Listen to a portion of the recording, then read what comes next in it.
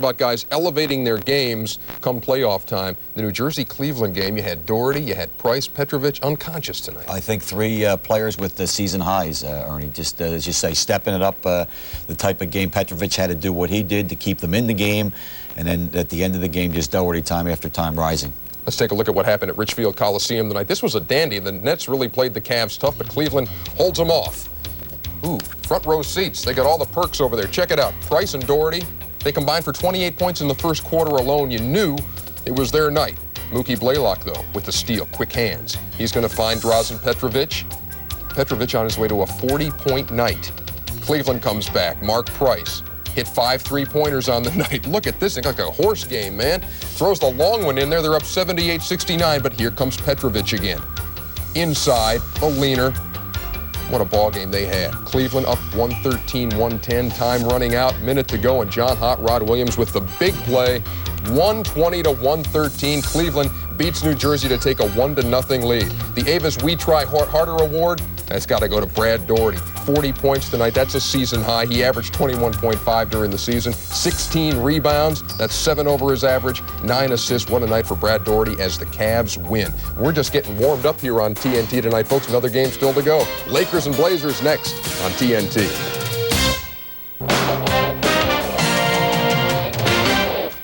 All right, coming right up, it's Game 2 of our doubleheader on the opening night of the NBA playoffs, the Lakers and the Portland Trail Blazers. If you're just joining us, you missed the Boston Celtics beating the Indiana Pacers. We could be in for another one of those series like they had last year, Jim. It's a great series last year, Ernie. Boston defense has been sensational for a month. It was great tonight when they needed it.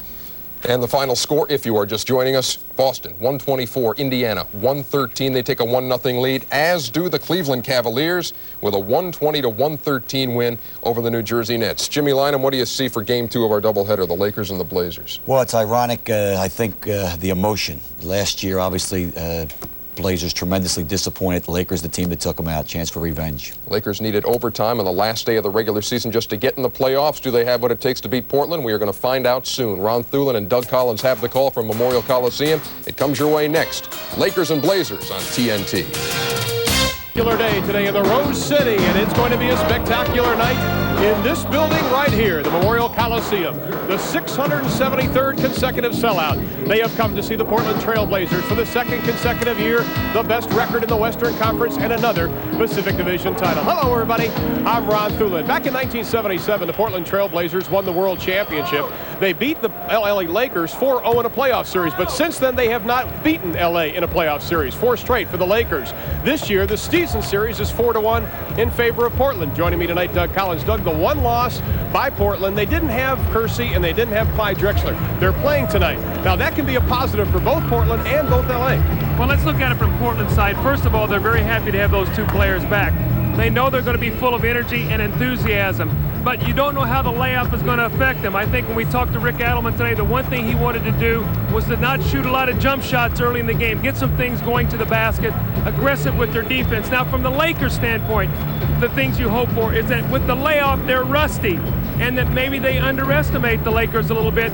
Game 1 is the one they would like to steal, like they did last year in the Western Conference Finals. Well, talking to both coaches this afternoon, they told us that the key to tonight's game, no question about it, is rebounding. Well, when we look at the season statistics for these 2 teams, the Lakers are not a good rebounding team. Portland is an excellent rebounding team, an 8 rebound differential in the 2 teams. They cannot let that happen tonight. When you see this, the Blazers, if they out-rebound the Lakers, they will win this basketball game. Well, the Portland Trail Blazers are a very emotional team, and they're going to come out with that emotion tonight.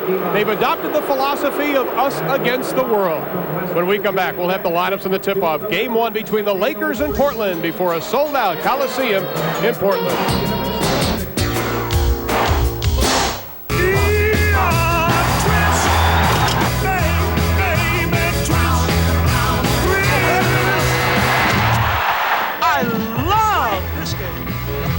They are rocking in the Memorial Coliseum as Portland comes in with a regular season record 57-25. The Lakers at 43-39. Tonight's Jeep Eagles starting lineups: Campbell, Green, Devon, Scott, Freed. For the Blazers, it's Williams, Kersey, Duckworth, Drexler, and Porter. The key matchups, Doug, as you see them. Well, I think it's going to be very important for them to get some good play out of Kevin Duckworth. He was a scapegoat in this series last year. He has played very well over the last 10 days. Let's see if they go to him early to get him involved against Divac. Our officials, Hugh Holland, Wally Rooney, and Hugh Evans. And we're set. Game 1. Last year, if you remember, the Lakers came in and stole Game 1. Portland remembers it. A lot has been made in the media, Doug, and among fans about a revenge factor. Terry Porter says there's really no revenge factor. We need to get out and play well immediately. I think they feel like that they can beat whoever they're playing against if they're playing well. The big key for them is to be ready to go tonight and face and be an aggressive team going to the basket, as you see right there, although he's stripped going to the hoop. Scott, the pull-up jumper, the first two of the ball game. Keep your eye on Byron Scott. He loves to shoot in this Coliseum. He's an excellent shooter, but for some reason he shoots exceptionally well here in Portland. Drexler. Kersey, the off-balance shot won't go. Duckworth kicks it over to himself. Scott had the steal. Porter comes up with it. The three. Got it.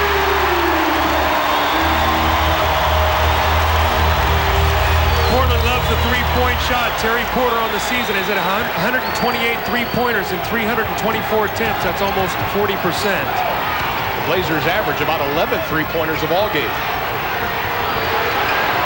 The fans here all over Vlade Divac. In the paper today, Kevin Duckworth called Vlade Divac a wimp.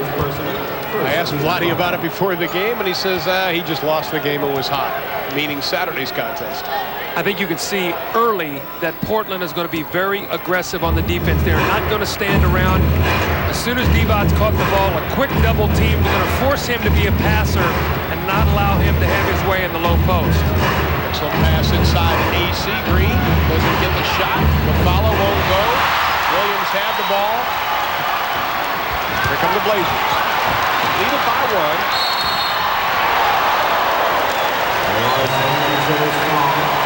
It's an excellent sign right there for Portland. Drexler made a very strong move to the basket. He looked exceptionally quick, and it's something that Rick Adelman wants him to do early in this game. Do not settle for the outside jump shots. When your timing is off a little bit, Ron, you would like to be able to get some easy baskets to get into the flow.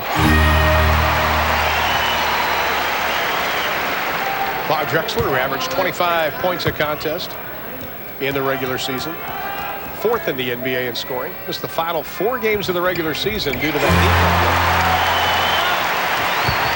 Terry Porter's going to try to exert a lot of pressure against Sedale 3, disrupt the timing of their offense. Blazers feel that 90% of the offense goes through Sedale 3. That has been the case this year. AC from deep in the corner doesn't get it. Portland wanted to control the boards. They're doing it early. To Duckworth. Boy, how many times have you seen Duckworth this season on the front end of a fast break? That's as good as I've seen him run all year long. Divac inside to Campbell, the little finger roll. And really, Doug, if there's one player that wants to, if you will, redeem himself, it's Kevin Duckworth from last year. He was so upset that he was the scapegoat in last year's final. Drexler's three way off the mark. Porter makes the save. Then he went to Chicago to hibernate and just get away from the Portland media and the fans. Walked with it, we'll go the other way. First turnover of the ball game. That's the one thing Kevin Duckworth has to be very careful not to try to do too much with the basketball. In game 1 last year, he had 8 turnovers. That's already 2 in this ball game. He was stripped going to the basket. The first possession, there's a traveling violation. So definitely wants to keep his turnovers down to a minimum. Well, you talked about Clyde Drexler having to take the shot that's not easy. Well, he took the 3 and missed it. Wide open. Now let's see what he does with it. To the hole. Good pass. Kersey.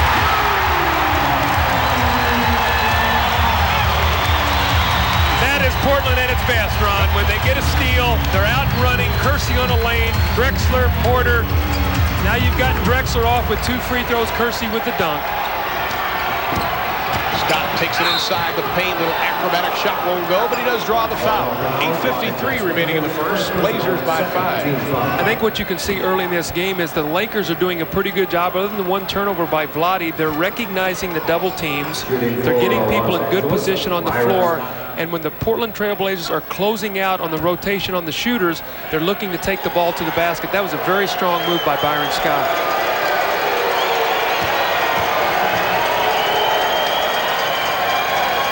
Scott taking his time on the year, 84% from the stripe.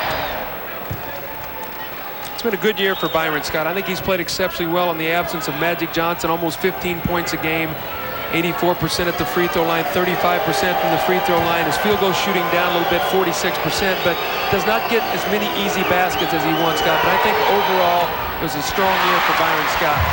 And early in the season, Magic Johnson was somewhat critical of Byron Scott.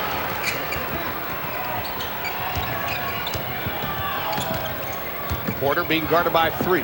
Boy, good ball movement. Drexler off the screen. Wide open on that. Drexler with 4. The lead is 6. 8.5 remaining in the first. Porter working very hard defensively now. Reed has no openings inside. Scott to Green for 2. AC gets in the books. Again, the double team, the finding to Byron Scott at the top. Byron had the open shot, the unselfish play to get at the AC Green for the layup. This Laker team has worked so hard, as Ernie mentioned. Took them overtime the last game of the regular season. Ball stripped away. Here come the Lakers. Greek, the pull-up J from about 20, doesn't get it. 4-point Portland lead. Williams over Divac. No one stopping the basketball on the fast break. I don't care if it's a power forward bringing it up as it was that time with Buck Williams. Someone must stop the basketball. No one did. He took it all the way. Divac has to use his quickness on Duckworth. To Campbell. Shot clock at 5. Divac walked with it. But we have a foul called instead. That'll be the second personal foul on Williams.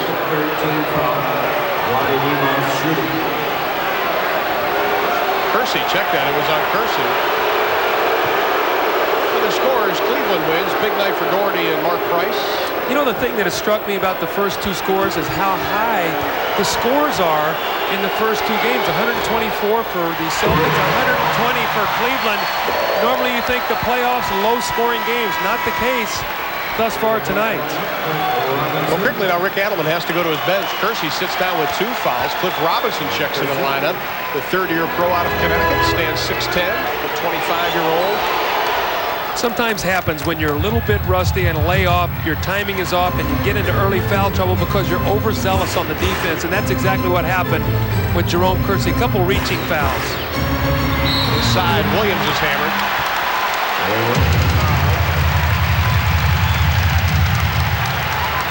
His first personal. That foul is on Campbell.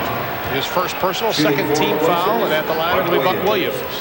You know, Ron, if the Portland Trail Blazers have a weakness offensively, they do average almost 112 points a game. But if you look at their free throw shooting, Jerome Kersey, a 66% free throw shooter. Robinson, 66%. Duckworth, 69%. Buck Williams has increased his free throw percentage to 75%. But free throw shooting becomes of utmost importance as the playoff goes on because you don't give teams easy scores and you make them earn them from the free throw line.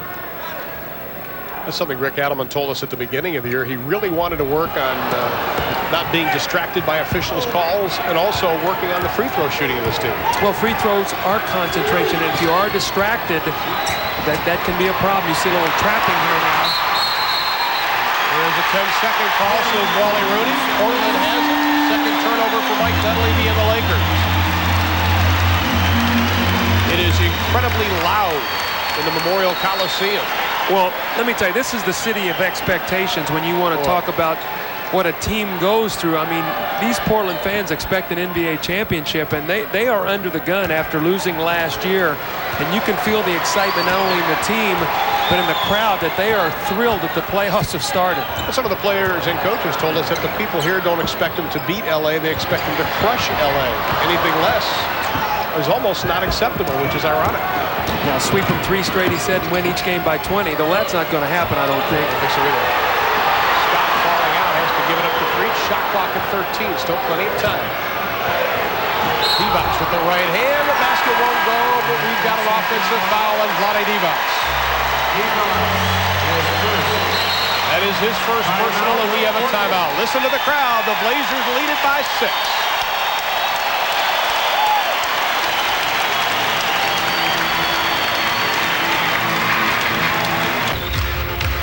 We are back. 14-8 is our score. 6:36 remaining to be played in the first quarter. Well, good signs for Portland. Drexler on the fast break and finding his sidekick, Jerome Kersey, with the slam dunk. And then an even better sign. Nice rebound by Kersey. Portland winning battle of the board 6-3. And who was on the front end of this fast break but Kevin Duckworth. Fast break point 6-0 Portland, and they lead by 6. Well, Doug, that is basically the fear that Mike Dunleavy had. He said, we have got to get back on defense. That is one of the problems he said faces his team tonight against Portland. Getting back on defense, and we saw case in point, they didn't get back. Easy points for the Blazers. Well, a couple things you have to do. When you play against a team that likes to run, you have to have good shot selection and good floor balance, and you have to keep your turnovers to a minimum so that there's not a break-loose opportunity like Portland gets. Portland has better team speed. One thing the Lakers do, they do not turn the ball over 13 times a game. They must keep that down, and they must keep the rebounds close. And I think they try to keep it close here in the first quarter. Try to take the emotion out of the game. Then it becomes just a matter of execution on the part of both clubs. Well, let's face it, if the Lakers can withstand this early fury and then settle into a rhythm, they can stay in this ball game. Outside, Robinson with the white headband tonight. Just better than 12 average during the regular season. His first 2 tonight. There we see the pressure again on Sedale Threed, who can't shake loose of Terry Porter. Well, Duckworth is doing a very good job of showing up off that screen and forcing Sedale to go back to the other side of the floor, not allowing him to turn the corner. Double team on Divac, winds up in a Laker turnover, and we have a foul. That is the 3rd turnover for LA. I think that although Rick Adelman did not tell us this, it's my feeling that he does not feel that Vlade handles a strong double team very well. They've made a very strong commitment to come down there. That's 2 turnovers they've forced against Vlade with careless passes out of the post. First round game, Seattle leading Golden State by 7. You and I head to Golden State tomorrow for the game Saturday night. Boy, that's going to be a fun series to watch.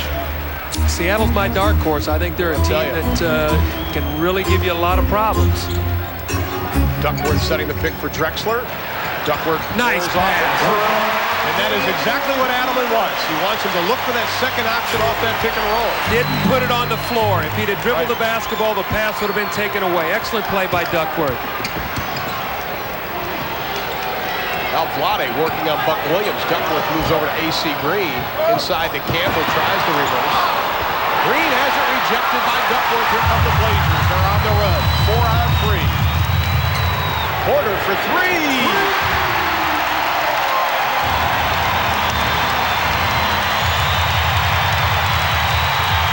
Lakers need a timeout, and they get it.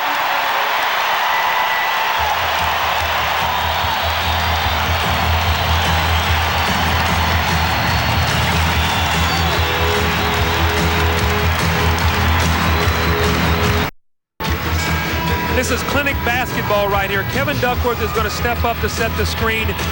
He's going to make a decision now. The minute Vlade jumps out the double team, Duckworth knows he's going to slip the screen. Right there, he slips it. Now, he doesn't put it on the floor because he's expecting the rotating defense to come up, and you're going to see it right there, the rotation. He knows the man underneath the basket is wide open. Excellent pass. Terrific teamwork by Portland. Both teams were talking about the importance of tonight's game, getting out with the victory.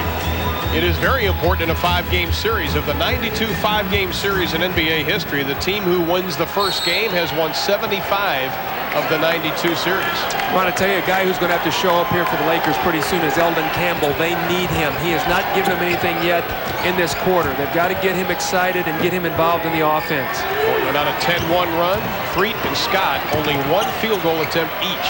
And there's the second for Threet, and it goes down. Threet and Scott the assist. His first 2 of the ball game, he averaged better than 15 a contest, a career year for Sedale Threet. Valiantly has stepped forward and taken the place of Magic Johnson as best as he possibly can. Drexler inside, easy 2, got away from Byron Scott. Boy, Portland is really screening well tonight. They're giving themselves up and making the extra pass and getting easy scores. That's something against Portland. I have only seen one jump shot taken tonight from anybody other than Porter, and that was an air ball by Drexler that they got back. Divac for two. When LA starts throwing it up from the outside with Vlade Divac, they may be a little frustrated offensively. Porter loses it. LA has it. 3:55 left in the first. 13-point Blazer lead as Danny Ainge, number 9, checks into the lineup. The 11th-year pro out of BYU. Give Terry Porter a rest. Now with Danny Ainge in the lineup, one thing that Mike Dunleavy wants to do is pressure Danny Ainge when he has the ball with Sedale 3. Try to disrupt the offense. Danny Ainge, an excellent shooter, but not really a guy you would say you would want creating your offense for you on the floor. So we'll have to see how the Lakers adjust. Campbell from 15. The running 15 doesn't go down. Hugh Hollins blows the whistle. We have a foul. Clifford Robinson is first. Clyde Drexler goes over to Cliff Robinson, says, Cliff, we do not foul jump shooters. Eldon Campbell is not a 15-foot shooter. Get your hand in his face and then release down the floor, do something, but do not foul him. We do not want to put him on the line. Well, Mike Dunleavy now goes with a small lineup as he takes Divac out, puts Terry Teagle in as we look at Eldon Campbell. Well, Eldon Campbell made the biggest free throw of his career the other night after missing the first one against the Clippers. Stepped up with about 4 seconds to go and made the second one to send that game into overtime, a game that the Lakers eventually won on Sedale 3's jump shot that put them into the playoffs. He gets them both. He has 4. He's been averaging 12 points and 7 rebounds the last 16 ball games. 3 on Ainge. Drexler working off a pick. Robinson tries to force it inside to Buck Williams. Last touch by LA. It was 7 on the shot clock. Portland has it.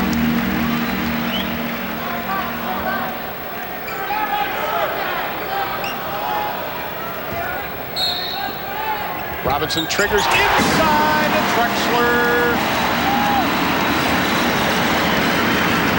You got to make the guy cut out over the screen. You just can't let him cut in for the easy basket. The Lakers fell asleep there defensively. There was a welcome mat in front of the lane for Drexler.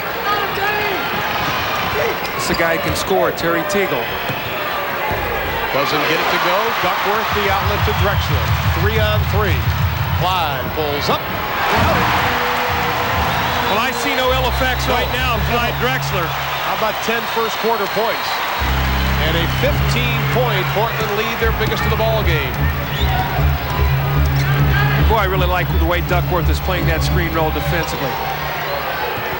Campbell, the turnaround. Nothing is falling for the Lakers, who shot only 43% against Portland in the regular season. All the way again, Williams.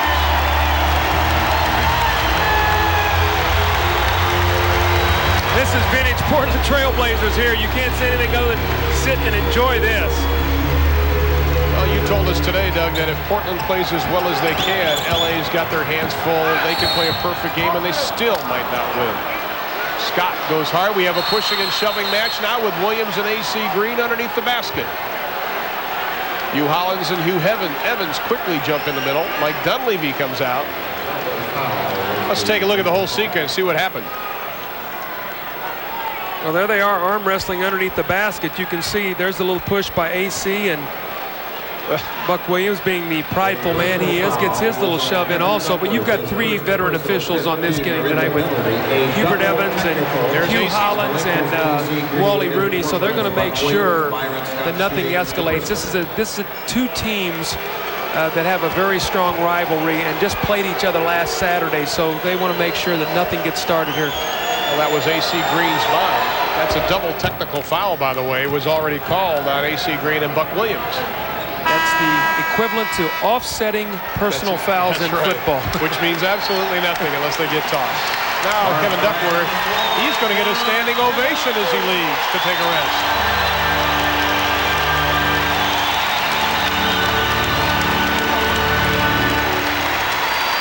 He was booed last year at this time. He has a standing ovation now as Mark Bryant checks in for Duckworth. Well, I think it's very smart for these Portland fans to reach out and love Kevin Duckworth. He does not respond well to the boos and the criticism. So if they want him at his best, they need to continue to do that for however long Portland is playing in these playoffs. There's a lot to reach out for, that's for sure. Portland and showing great hustle. Robinson got it. Cliff Robinson's making the outside jump shot. That's 2 long jumpers for Cliff Robinson. They are 13 of 16 from the floor, the Blazers are. The Lakers only 4 of 13. AC loses the handle. Drexler the outlet to Robinson. Ainge is going to shoot a 3 here. No, he got inside the line. Doesn't get it. Williams had the position for the board. To Robinson. What a pass to Drexler. Can't get it. The follow. The 3rd time's the charm.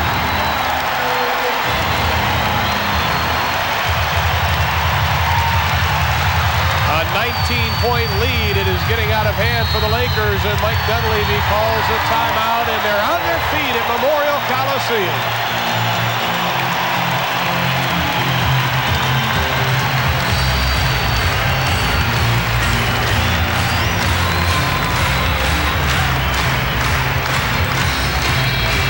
The only people that are sitting during the taking care of business by Bachman-Turner overdrive is Diane Cannon sitting to our left. Everybody else up on their feet. Mike Dunleavy has his hands full, Doug.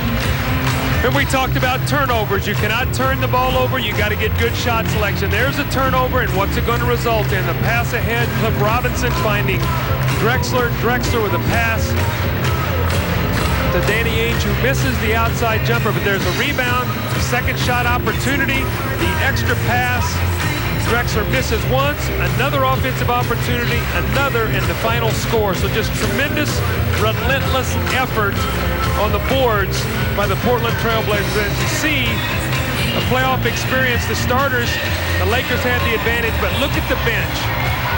And a lot of that is from Danny Ainge in his years with the Boston Celtics. Well, the Lakers have hit only 1 field goal in the last 6.5 minutes. The Lakers come in averaging 100 points a game. Their opponents 101. Only Houston and LA have a negative point differential.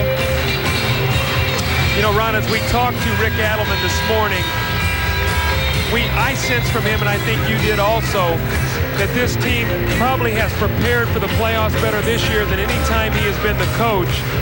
With the film work, taking individual films home, the players studying, coming back, being quizzed on those things, their practice habits, their focus.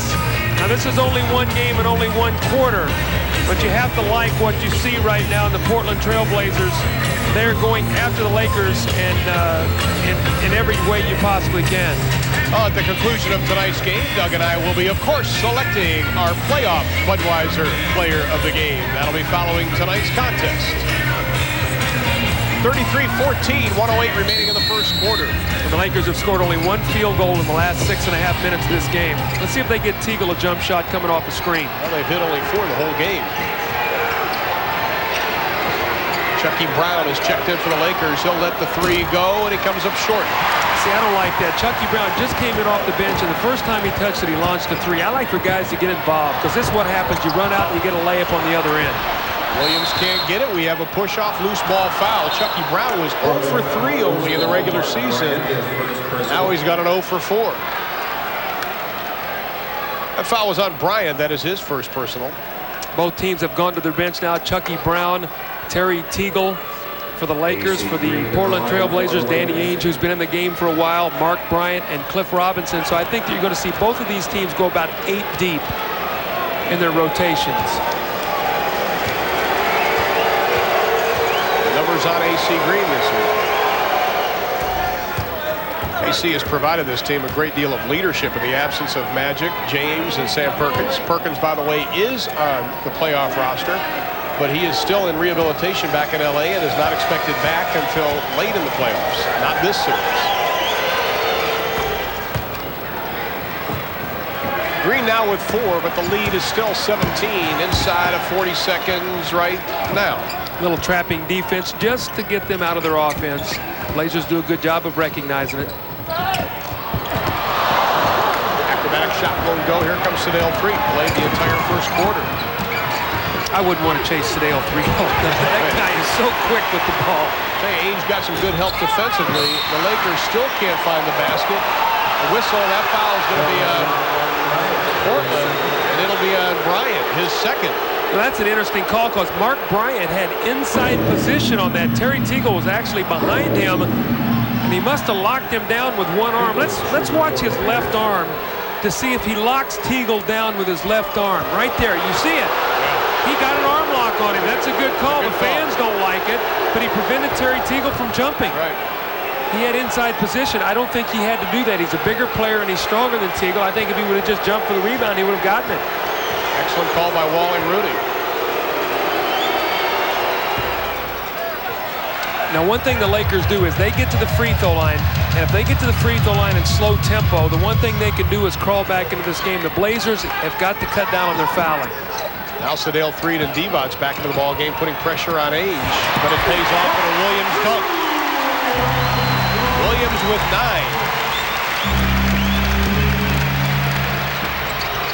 The tip won't go. AC battling for the rebound. Bryant takes it away as the buzzer sounds. We have played 12 minutes in Portland, and it's the Blazers by 17, but there's still a lot of basketball left to be played. Quarter number 2 set to get underway, and the Lakers have dug themselves in a big hole, trailing by 17. Just a reminder, more playoff action coming your way. Another doubleheader on TNT. It's the Miami Heat and the Chicago Bulls. The Bulls open up defense of their crown with Jim Durham and Dick Versace, 8 o'clock Eastern time. And that will be followed by the Clippers and the Utah Jazz. And that will be a good series. Pete Van Ware and Jack Gibbons standing by to call that action. All coming your way right here on TNT. The one statistic that we talked about, rebounding. Portland 15-5 on the boards in the first quarter. Portland actually had more offensive rebounds, 6, than the Lakers had total rebounds. So we talked about that being a key statistic, and that is exactly what happened in the first quarter. Now Cliff Robinson is on Vlade Divac. Teagle lit by Ainge. He forces up the jumper, but he rolls it around down. We'll have to watch that matchup because Terry Teagle is a very difficult cover for Danny Ainge because he can back him down and jump over the top of it. So we'll see if Teagle tries to post up against Danny Ainge. Porter got some valuable minutes getting a little rest, and he hits the jumper. So Danny Ainge, who struggled this year, gets his first 2 of the ball game. Now on the other end, I think Teagle has a difficult time covering Ainge coming off screen, so we'll see what happens with that matchup. AC Green works the ball around the Divac. The J won't go. Rebound controlled by the Blazers. They get out quickly on the break. Inside to Robinson. Well, the Lakers are really having a difficult time getting back in the transition defense. Once the Blazers rebounded and they break out of the pack, it's been numbers all night long for the Portland Trail Blazers. Leaded by 19. Boy, I tell you, Sedale Threed has no room at all on that screen roll. Just inside the 3, he gets the 2. That is only his second field goal of the ball game. They really are doing a good job of covering Sedale with that high screen roll, whether it be on the base or on the wing or at the top. The big men are really showing and then getting back and recovering. Lakers only shooting 33%. We have a whistle and a foul. Sedale Threed reaching over the back of Terry Porter. That is his second personal foul. Look at the difference in the shot attempts. So you're talking about 8 more shots in barely over a quarter. Yeah. That's rebounding. Mike Dunleavy will go back to his bench, bring in Tony Smith, a second-year pro out of Marquette, and Sedale Threed, who played 12 of the first and a minute and a half here in the second. Seattle leading Golden State by 6 in the second. Of course, Ernie will have highlights and all the scores coming up on the Prudential halftime report. I have to watch this Laker lineup now. Who are they going to get their offense from? You got Teagle on the floor, AC Green, and a Divac. You'd have to say Teagle and Divac are going to have to start putting it on. But right now, defense is the concern. Brown on Porter. Robinson, the high archer. In that Robinson's neighborhood right now is the paint. Much improved player, Cliff Robinson. Much more under control. When he learns to finish these great moves he can make to the basket, you're going to see him really elevate his game. Teagle backs in the double team by Porter. Terry able to shake loose, and Teagle now with 6 for the ball game. Still, you can't trade baskets when you're down by 17.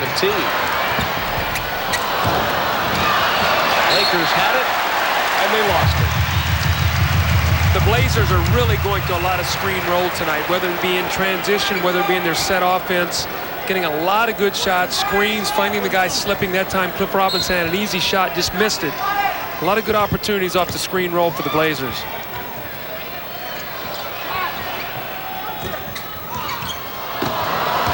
Turnover and turnover. 3-on-1 to Ainge inside, knocks Divac over, but we have a foul, and that'll be on Vlade Divac, his second.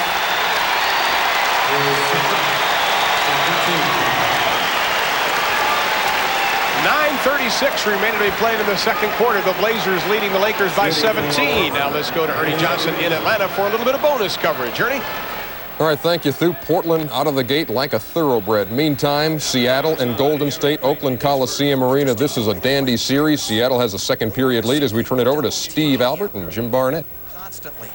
They are not allowing him to get a free rein to the hoop. Watch how many people come up here. Look at this. Eddie Johnson, Ricky Pierce. Billy Owen swings it cross court to Chris Mullin. Does a spin move on Payton. This is Marciulionis. And Benoit Benjamin clears the boards. Here's Gary Payton. We want to welcome the viewers tuned in on TNT. Warriors are down 41-35. Game one of this best of 5 playoff series. There's your story with 6:37 remaining in the first half. Steve Albert with Jim Barnett at the Oakland Coliseum Arena. Big crowd on hand, sellout. The Warriors finishing the regular season with 144 consecutive sellouts of 15,025. And Sean Kemp, the blossoming star of the Seattle Sonics, off to a big start with 14 already in the first half. Remember, no college ball, 22 years of age he turned this year.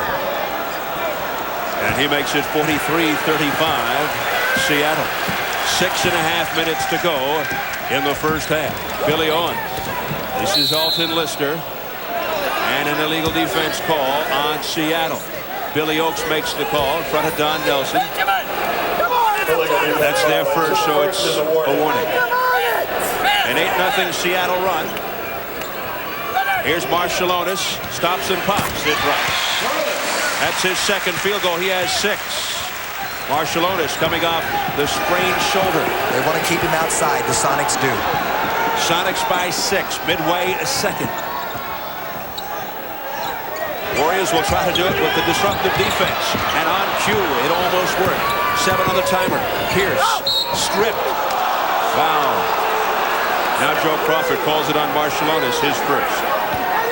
Number 13, Sharonis Marciulionis, first personal foul, third team foul. So that will send Ricky Pierce to the foul line for the Sonics, who was 3rd in the NBA during the regular season.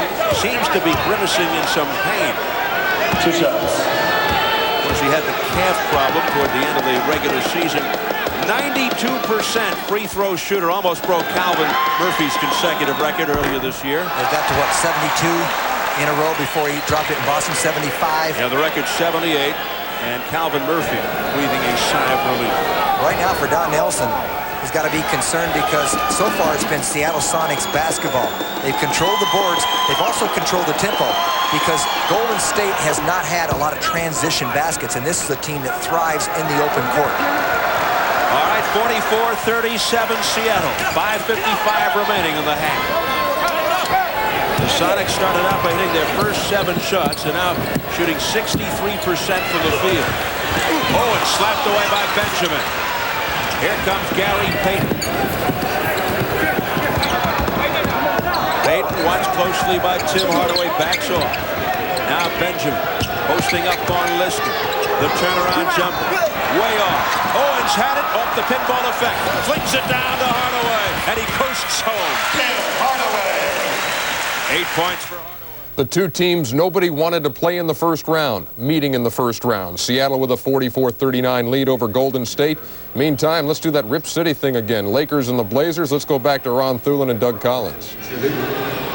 Thank you, Ernie. Rip City is the correct term because right now the Lakers find themselves still down by 19. 7:55 left to be played. Cliff Robinson at the line. He had quite a jam that got the crowd shaking and baking just a moment ago. The numbers on Robinson. But this year, he's averaged better than 16 a game versus the Lakers. Whoa. That was put a Band-Aid on the backboard. One of the Atlanta Braves pitchers would like to have that kind of junk on the ball. My goodness, check the ball for Vaseline. Jack Haley set to check in. Finally convinced Mike Dunleavy to let him get in the lineup. Turnover again for the Lakers. That's 7. As Doug mentioned earlier, the Lakers averaging only 13 turnovers a game. So Robinson again, who's having a field day inside. The activity of Portland, they're so quick going to the basket, and even when they're missing shots, they're so quick to recover and get the second and third opportunities. The Lakers are just overmatched right now. 22nd timeout called by Mike Dunleavy as they find themselves trailing now 48-26 with 7:22 left to be played. If you think they missed Magic Johnson this year, Doug, how about the last 10 years, the Lakers have never averaged less than 25 assists a game. In 92, they're averaging only 22 assists a game. And for the first time in that 10-year period, they're under 2,000 assists for the season. That shows you what Magic Johnson has done as far as dishing the ball off to people. Well, Ron, let's talk about total stats. When you look at the Lakers, they're shooting as a team under 46%, which is 24th in the league. They're 25th in three-point shots made at 119. 27th in three-point percentage. They're being out-rebounded 3 rebounds per game, and they're being outscored 1 point a game. Now, I don't even know how they're here. I mean, what a tremendous job by Mike Dunleavy. I think when we look at one thing, they win a lot of close games. Tony Smith takes it strong to the hole. Teagle can't get it. Haley bangs inside and comes in for 7 seconds and picks up his first foul. We know Jack's here. Yeah, Bodies Jack's are flying.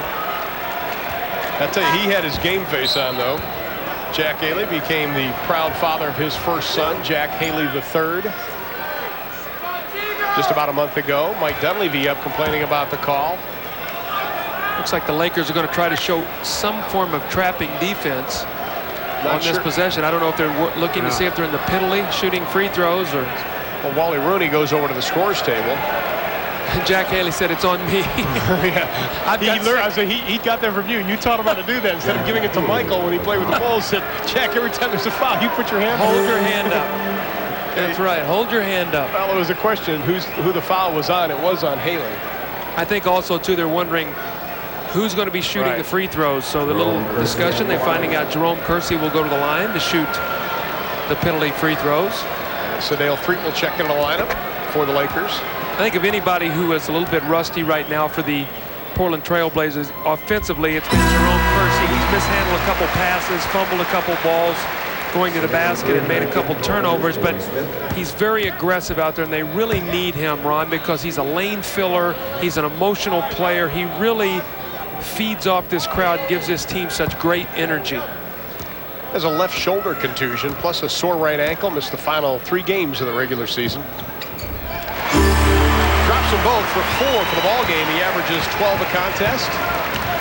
And the lead is now 24 with 7:10 left to be played. This is the biggest lead for the Blazers. Lakers going 3 guards now. Scott, Teagle, Sedale, 3, trying to get some quickness on the floor. Mike Dunleavy searching for a lineup that will work. Teagle in the paint. To Campbell, the slam. See, with Terry Teagle playing as a guard right now, that's a tough cover for Jerome Kersey because he can use his speed and quickness and get inside. Duckworth really wants the ball in the post against Jack Haley. Jack Haley is eating Kevin Duckworth's forearm, which opens up the baseline for Kersey.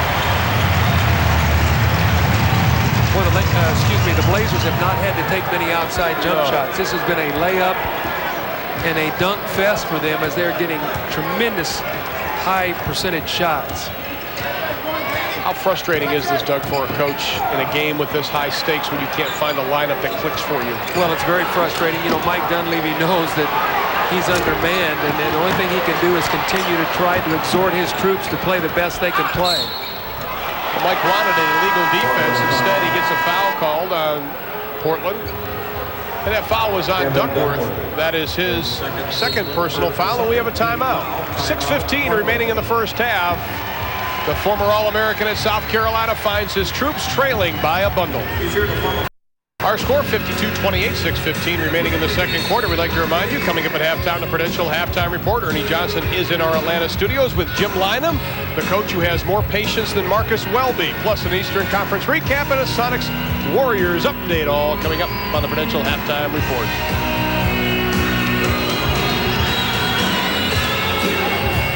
Is that patience as in I-E-N-C-E or I-E-N-T-S? What is I it? guarantee that 82 games felt like a lot longer. All right. No, it probably is both. Byron Scott at the line. Scott 3 of 4 from the stripe. He has 5 for the ball game. Chalk up another one. The numbers on Scott. And from the playoffs last year. The crowd here can be so loud, yet it can be so quiet at times.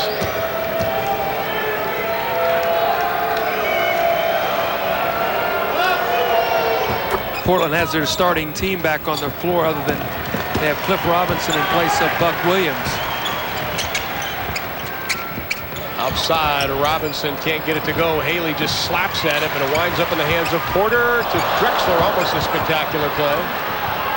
See, I think Duckworth's got to get the ball. There he is.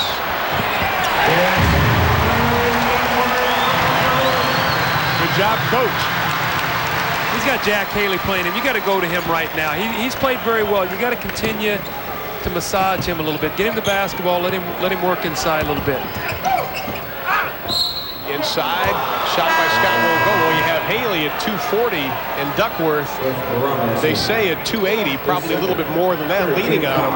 You've got a lot of weight on you. Williams comes back in and Robinson goes out. I will say this, though. Kevin Duckworth's body looks in good shape right now. He looks like he's lost a little bit of weight over the last month of the season. I think he's made a conscious effort to try to get in great shape for the playoffs. One thing I like about Byron Scott is he's not settling for some quick outside jump shots. He's been taking the ball to the basket. What is this, the 6th and 7th free throws of the quarter? Or 7th and 8th.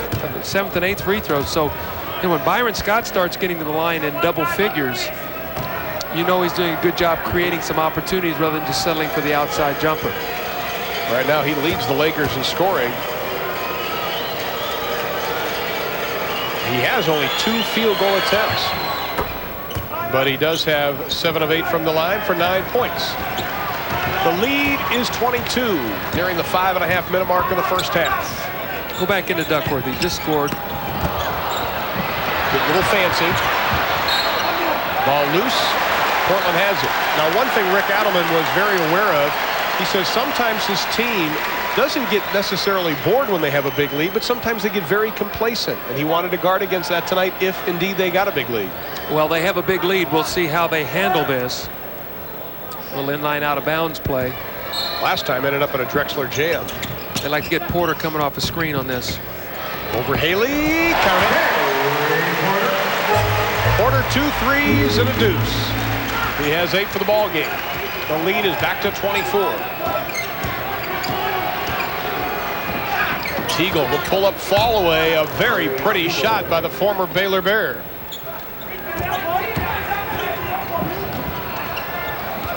Go down to Duckworth. The double team by Teagle. Kersey. Buck Williams was pushed, I think, by Terry Teagle.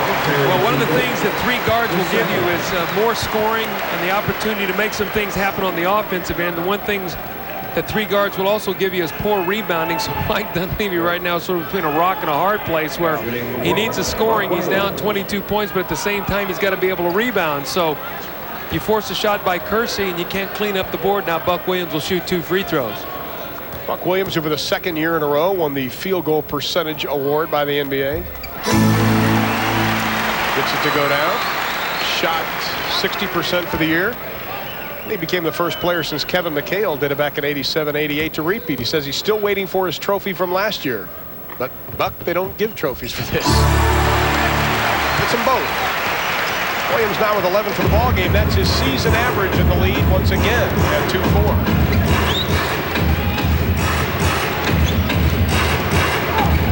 Reed uses the right forearm to knock Terry Porter down. When you play against a guy a lot, you know what his best move is. Sedale Freed loves to set you up and go to the left. Watch this. He wants to go left. Terry Porter knows he wants to go left. There's the little push-off. It's the same move he made the other night. Not quite as much contact against Doc Rivers. Doc Rivers took a little flop, and Sedale hit the little baseline jumper. But Sedale's got to get to where he can go a little more comfortably to his right where he can set that up. Golden State cut it to 4. 20 seconds remaining in the first half. LA only 9 field goals and 8 rebounds in the entire first half so far. Now we have an illegal defense called on the Lakers. Sedale 3, by the way, had to sit down. He has 3 personal fouls. Smith came back in. That's the first illegal D called with 4:28 left.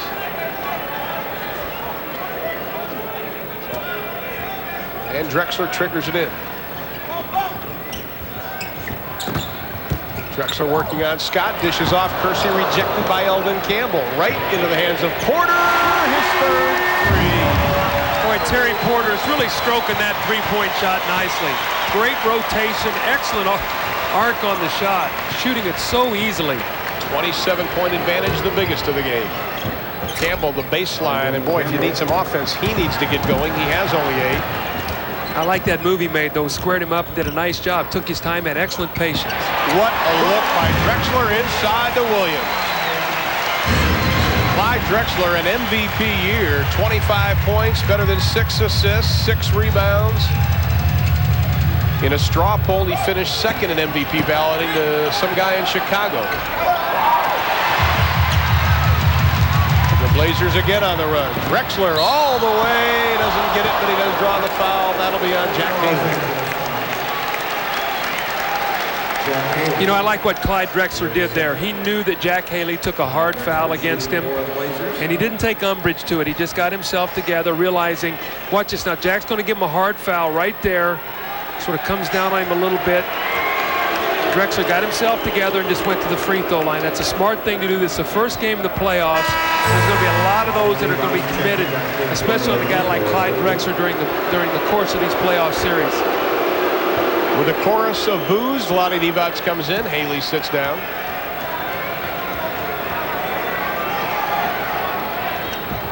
Drexler now with 14 for the ball game.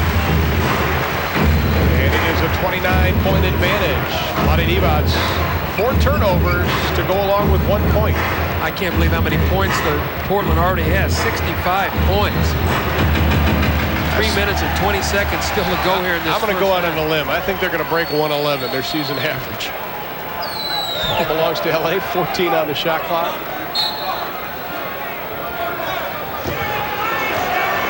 The crowd wants Vlade to shoot it. He gives it up instead, but Eldon Campbell tracks it down. Campbell loses the handle, but we have a foul. LA just doesn't get in sync offensively because of the pressure put on by Portland's defense. Well, they're doing a great job of that. And when you think about it, Sedale 3 is out of the ball game now. He's the guy that's really run the show all season long for them. They've got Teagle, they've got Tony Smith and Byron Scott on the floor. So that neither one of those guys are really point guards. Tony Smith is learning the craft a little bit, but at Marquette, he was really more of a scorer as a point guard. So you got Eldon Campbell, who's a young player out there, who's still learning, and Vlade Divac. So they're undermanned, and Mike Dunleavy's done a terrific job with them. Teams have had them in this position, Ron, but it's still very, very frustrating to sit over there because as a competitor, I mean, you want to win. You want to be close. You want to have a chance, and right now Portland has dispelled any of that opportunity. Well, Duckworth had to sit down with 3 personal fouls. Mike Dunleavy has used his 81 Houston Rocket team he played on that finished the regular season under 500, only to go to the finals. He's used that as a point of inspiration for these Lakers. He said, I had to use the analogy a little earlier than I thought I would. Only a 2-shot foul. And we've got a timeout. 2:50 remaining to be played in the first half as Vlade Divac heads to the bench with his third. We'll do a little business, then we'll come back. Blazers by 28. Well, if you can see just to the right of the NBA laying on its side a little happy face. It is obviously a Portland ball, and they should be happy. They lead at 65-37 with 2:50 left to be played in the first half. Well, let's talk about statistics. You see the numbers, but let's talk even more than that. Portland has made 25 field goals. LA has attempted 28 field goals, so they've made 10, so 25-10 from the field. And Terry Porter has 3 3-point shots. Twice in the last 3 years, LA has beaten Portland in the playoffs.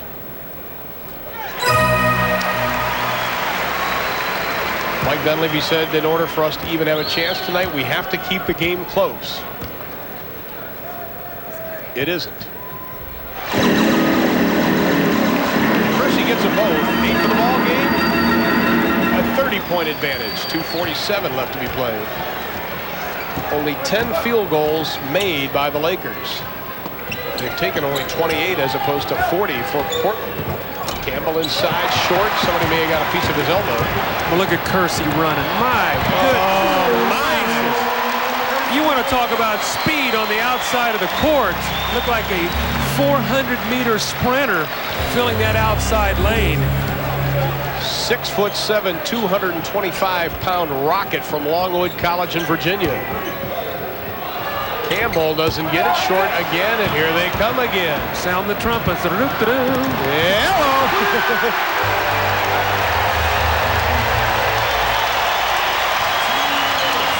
The race is on. 34-point advantage by Portland. You talk about making a statement in the first game. I think they're doing it so far. Well, they're just swarming defensively. They're up 34 points, and they're still, look at this. Hello! A spectacular showing by the Blazers. 20-0 on the fast break for Portland. Where is magic?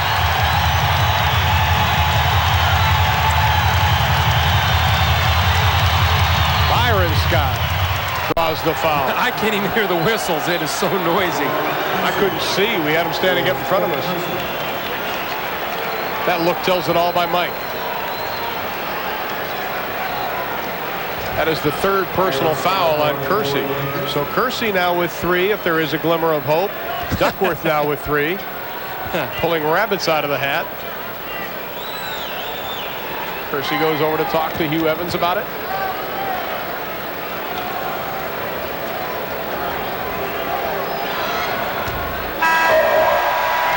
Byron Scott doesn't get the first. Danny Ainge comes in. Kersey sits down. And he deserves a standing O. Well, Mike Dunleavy's tried a big lineup. He's tried a small lineup. He's tried everything. I don't care what kind of lineup he tries tonight. This Portland team has played as good a first half as I've seen all season long, defensively, rebounding, converting on the fast break, screening for each other, taking good shots, being unselfish, and so on and so on and so on. Etc., etc. Of course, playing without James Worthy, out with this knee surgery, won't play till next year. Sam Perkins on the active list for the playoffs, but still rehabilitating his shoulder. Porter can't get it. AC Green does. Inside of a minute of the first half of play. It has been a long first half for the Lakers. Scott needs the 3, and he doesn't get it. Brown there for the follow, and he slams it home.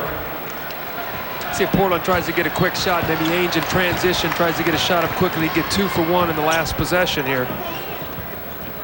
What a difference a week makes. And healthy bodies. And healthy bodies. Look at Buck Williams. I mean, they're up 33 points, and the guy slides head first into the scorer's table. I mean, my goodness. That's what years of playing in New Jersey will get you. 27.1. Here it is again. Look at this 33-point game. Look at him, the effort. I mean, Chucky Brown, you've got to also say he made a tremendous effort, but his team's behind 33. You would expect something like that. It's the playoffs. 33-point advantage. 36 has been the biggest lead for Portland. Smith looking inside to Brown. Drexler on him. Brown, the high archer, won't go down. We have a whistle and a foul. Clyde Drexler. And that is on Clyde Drexler, his second personal foul. Chucky Brown on the line.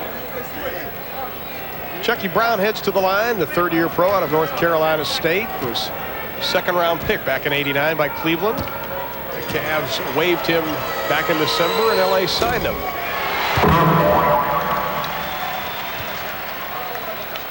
Brown misses his first. As he gets his second, we'd like to remind you Ernie Johnson standing by in our studios along with Philadelphia coach Jim Lynam with all the scores and highlights from tonight. Drexler inside to Williams. That is the story of the first half. Unselfish play.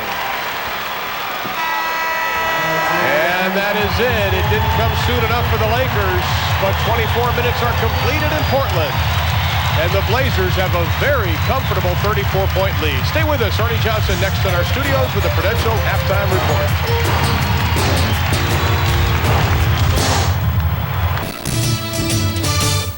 They have played 24 minutes at Memorial Coliseum. Do not adjust your sets, folks. That's the story. 75-41 Portland over LA in their first-round Western Conference Series. Ernie Johnson in Atlanta with the Prudential Halftime Report. A quick check of NBA news in the coaching ranks. Paul Westhead was fired in Denver after 2 rugged seasons in the Rockies. No replacement named. Frank Hamblin won't coach the Bucks next season. He'll be in basketball operations with the club. No replacement named. Cotton Fitzsimmons will step down as Phoenix head coach after the playoffs and remain as player personnel director. A replacement has been named. Then it's assistant coach Paul Westphal. And at Philly, Sixers owner Harold Katz says that Jim Lynam will be back as the head coach next season. And that kind of news made the flight from Philly to Atlanta go just like that. As Jimmy Lynam, I never can do that. As Jimmy Lynam joins us here in the studio. Congratulations on that. I know it puts your mind at ease, but Harold Katz had some things to say in a press conference today about Charles Barkley. He said, you know, you want to talk to us about the big guy? Go ahead. We'll listen. What's the status with Charles? Well, Harold indicated to me, Ernie, that after a frustrating season, a disappointing season, you have to look at every possible option. Somebody's got an attractive offer regarding Charles. He's going to have to listen to it. How would you adjust to life without Sir Charles in Philadelphia if that were to happen? But that to be determined. Good answer. Hey, if you're just joining us, it's a doubleheader on opening night of the playoffs here on TNT. If you missed Game 1, the Boston Celtics beat the Indiana Pacers at Boston Garden. Good ball game. Larry Bird couldn't play. Kevin McHale could. Gets the three-point play. But Indiana, boy, they can fire it up from the outside at the end of the first half. Reggie Miller, tie game, 53 apiece. End of the third period, Indiana down by 3. Michael Williams loses the handle and still launches and it goes. They're tied at 87. Reggie Lewis was the man for Boston, though. Drives the paint, gets it up and over Dale Davis. Boston with a 124-113 win over Indiana. Reggie Lewis, a big night, and Chris Ford, the head coach, was loving every minute of it. Just spectacular. You know, he's stepped up his game this year. He was selected to the All-Star team, and when he was selected, his first statement was he didn't want it to be a one-and-done job. He wanted to go back again, and his play right now has soared, and he's a guy who's carrying us offensively. Whenever we need a big shot, he comes through. That is Chris Ford and Jimmy Lynam. If you are Chris Ford, you look at these stats, you've got to like that first game victory. I think you feel real good. You weather a storm, 8 threes by the Pacers. When the Celtics needed that big D late, they had it, Ernie. Boston takes a 1-0 lead in that series. Also, that's the story in the Cleveland series. The Cavs with a 1-0 lead over the New Jersey Nets. Brad Daugherty was huge tonight, a season high, 40 points. Mark Price had 35. Drazen Petrovic had 40 points in a losing effort for the Nets. But let's talk about Brad Daugherty, Coach. The Nets have got to find something to do with that big guy. Yeah, he dominated, was huge, season high. I think the big thing, Ernie, to me, we look at a play here. The Nets made a decision to play one-on-one against Brad Daugherty. And the main reason here we have Mark Price with the ball. He's going to make a feed down in here. You see Coleman trying to guard Daugherty. All this spacing. Go ahead. We run the telestrator. Telestrator. Thank you, Ernie. I appreciate that. Got it. Okay, let's stop it right there. And you see the spacing. Now Coleman is down here. Don't do this to me. Leave me here by myself. And the reason being, you have a three-point shooter right here, three-point shooter right here in Price and Elo, 2 of the best three-point shooters in the league. Tough to go with Larry Nance's guy because one of the best offensive rebounders in the league. And what it's going to do, it's going to let Brad Daugherty literally dribble Coleman to about 3 inches from the hoop. Go. We'll dribble. 1, 2, dribble. 3. Stop right now. Any big guy in this league, Brad Daugherty, among the best, is going to right there be able to make that shot all night long. A high percentage shot for Brad Daugherty. Right here, going to lay the ball in the basket. Right there, you see, he can stop it right there. Unstoppable. You talk about a high percentage shot, he's going to make that shot literally 100% of the time. And he did just about tonight. 40 points, 120-113. The Nets again find out that 113 is not going to get it done tonight, folks. 2 teams score that number and do not win. Look at the game summary here and the free throw line. That jumps out at you. It does. 45 free throws, 17 by Doherty, which again, as you said, Ernie, they have some way to come up to guard him, but very difficult. Brad Doherty, the best passing center in this league in terms of assists with three-point shooters on the perimeter. And he scored a few points against you guys this year as well. Brad Doherty, a star tonight. Also playing right now, we got the Seattle Supersonics, Golden State Warriors in the West. We'll update that when we come back on the Prudential Halftime Report.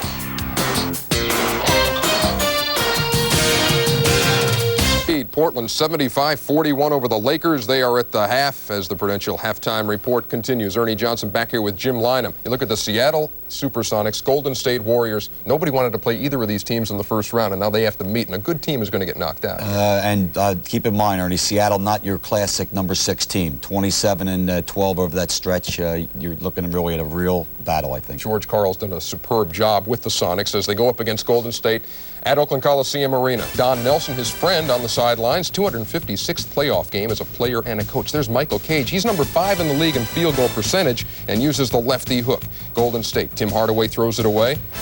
Tony Brown throws it away. Billy Owens takes advantage. And now, Tim Hardaway is stripped. Gary Payton got Sean Kemp in his sights, and he lays it in. Chris Gatling, the rookie for Golden State, going to go to work in the paint here against Sean Kemp, and this one goes. And then Chris Mullen. Hey, white men can't jump, but they can throw this stuff up there. Look at Mullen with that thing going in. It's tied at 35. Gary Payton of Seattle going to spot up and drain the jumper. They've got the lead, 66-60. Seattle over Golden State. We're going to have bonus coverage of that. We had some in the first half. We'll have more as the night goes on. Seattle has the lead over Golden State. Sharunas Marciulionis, let's talk about this guy. He makes so many things happen for Golden State. He's tough. It's like a halfback going in there, and you like the telestrator so much. Go back to it here, Professor. And surrounded by guys that just, this is vintage Golden State basketball. You see Marciulionis is going to push the ball up the court, and once he gets it up there, watch where these guys spot up. You see Mullen and Hardaway ends up. Go ahead. We run it right from there. Penetration, and notice Seattle, the green shirts, doing a good job getting back, and we stop. Now here starts the penetration. Now you see right here, there's that three-point line right there, and you're going to see Hardaway here, Chris Mullen right there, both licking their chops right now because they know exactly what Marciulionis is going to do. Go. Marciulionis with a spin dribble, stop it right there. You see all these green shirts in there. Yeah, they stopped the penetration. This guy's going to get in the air, and right now this thing's already in. You can count this already for Mullen. Go. Pass out there, stop it right there because everybody's back here. Chris Mullen, one of the best spot-up shooters. Boom, he's going to let that go down. Dead center. Go. Hit that telestrator. Boom. Thank you. Chris Golden Mullen State at their best. Drains it right there. Right now, they are trailing against Seattle as they play in the third period, Oakland Coliseum Arena. The third period is just around the corner from Portland. We got the Blazers taking on the Lakers, and it's all Portland's way right now. We have another doubleheader coming your way tomorrow. Remember, Inside the NBA comes your way after Game 2 of our doubleheader. Hannah Storm, your host. And tomorrow night, the Bulls and the Heat, the Clippers and the Jazz. Get next to that tomorrow night. Video of the third quarter just about to start in Portland. Hey, Ron Thulin says you got more patience than Marcus Welby. Here's your chance. Get back at him. Thulin and Collins waiting in Portland. Those two guys are going to need a lot of patience to finish that game. Good point. Good luck. I'll tell you what, see, the problem is you're not, Jim. You're with that telestrator, Doug. You do it, okay? When we were on the golf course, that was his golf shots last summer all over the place. We were tracking them down in the woods. I heard the horn, guys. Go. All right, anytime. Anyway, Portland set a franchise record for most points in the half, 75. They lead it handily, 75-41. And, Doug, what do you do now if you're Mike Dunleavy? You've been totally blown out in the first 24 minutes. Well, what you try to do is you try to get something working here in the second half to give you something encouraging to go into Game 2 with. Let's face it, I mean, Portland was sensational. I mean, in every phase of the game, it wasn't just one thing that you can say, let's do this better. I mean, it's shooting, it's rebounding, passing, every phase. Well, you talk about Clyde Drexler. He had more assists than the entire Laker team. What a first half for Clyde Drexler, his first game back since missing the Final Four of the regular season. Well, this really, I mean, this highlight reel was almost 24 minutes of basketball for Portland. There's Kersey running on the outside lane. Kersey had an excellent first half.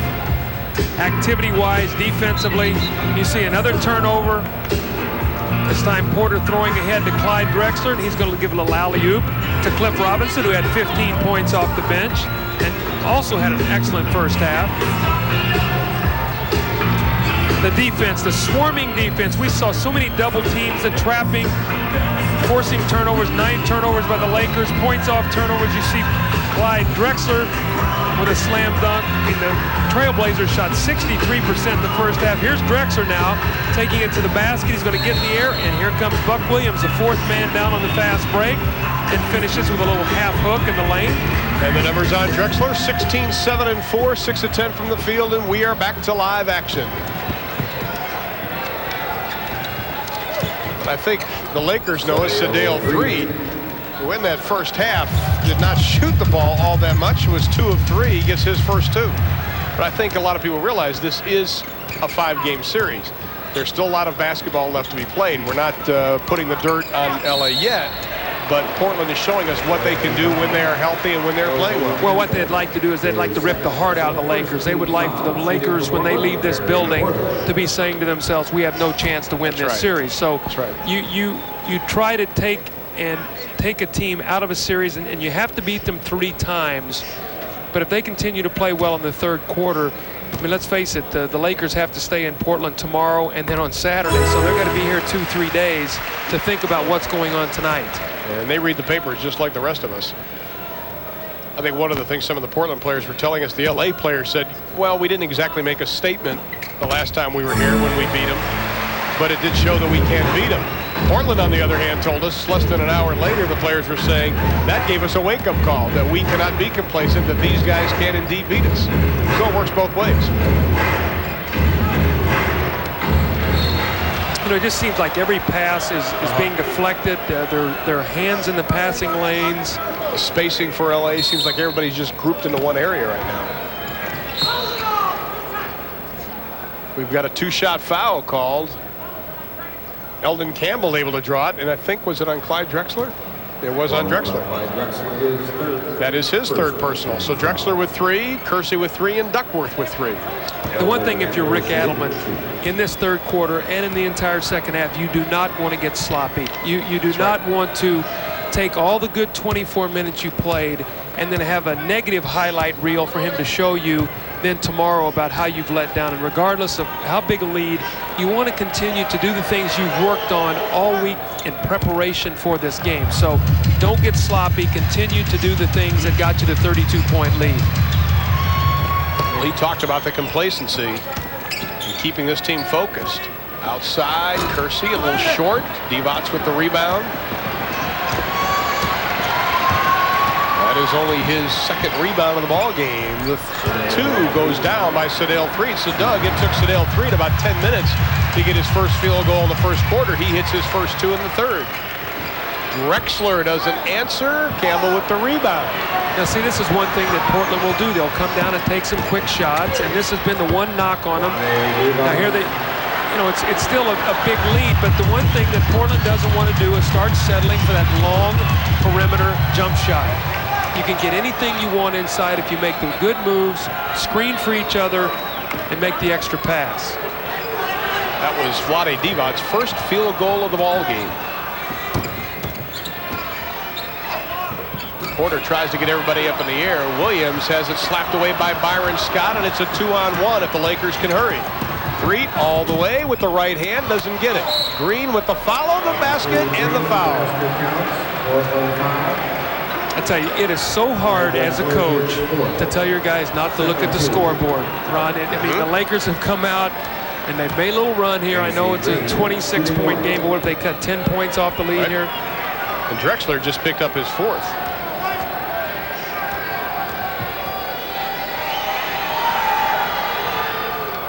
And he completes the 3-point play. So AC Green 5 of 5 from the line, has 9 for the ball game. And the Lakers are on an 11-2 run since the second half began. Porter setting it up. Little lob inside. Campbell got a piece of it. Ball belongs to the Lakers again, to AC. Green, the big step. That'll be an offensive foul on AC Green. Excellent hustle. Yep. Terry Porter getting back, excuse me, Ron, but he got back nicely and forced the violation on AC Green. Rick Adelman has seen enough. He wants a timeout. Try to give the guys a little bit of a wake-up call here to start this third period. Well, the lead was 34 at intermission. It is now down to 25. 9:40 left in the third. We'll be back. 25th, the Blazers battle the Lakers in game 40 remaining to be played in the third. 77-52 is our score. Now let's take a look at tonight's GMC Truck scoreboard. Cleveland takes a 1-0 lead in their series with New Jersey. They win it by 7. And in a game that you saw right here on TNT, Boston defeats Indiana 124-113. The Celtics up 1 game to none. Unlucky 113 tonight. That's right. And Seattle now up by 12 over Golden State in the third. And we'll be going to bonus coverage of that game in just a couple of minutes, very shortly. So stay with us. One of the raps on Portland has been the fact, Doug, when they get a big lead, they do take quick shots. And I'm sure Rick Adelman may have brought that point up. Execution, that's the thing that worked so well for them in the first half, both defensively and offensively. They carried out their game plan. They want to continue to do that. This is a building process. You want to continue to build as you go through the playoffs. Shot clock, a lot of time left, still at 15. Oh, nice pass. Vlade Divac's whistled for the foul, his 4th personal foul. Vlade not very productive tonight, only 3 points to go along with his 1 rebound.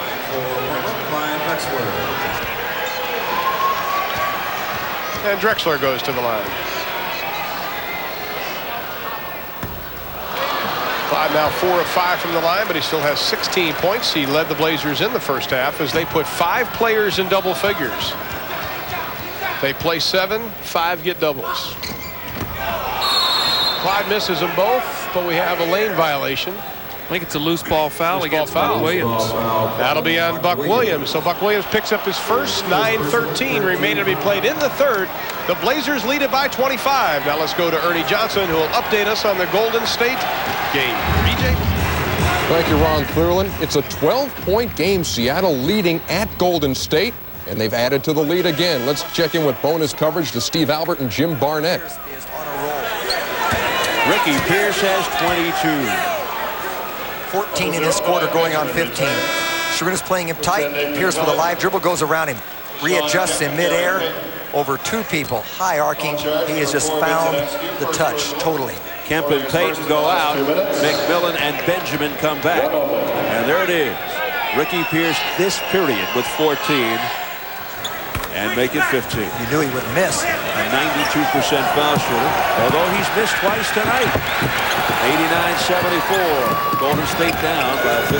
That's why he wouldn't miss anymore. Yeah. Mercy's law. Here's Billy Owens behind the back on Benjamin.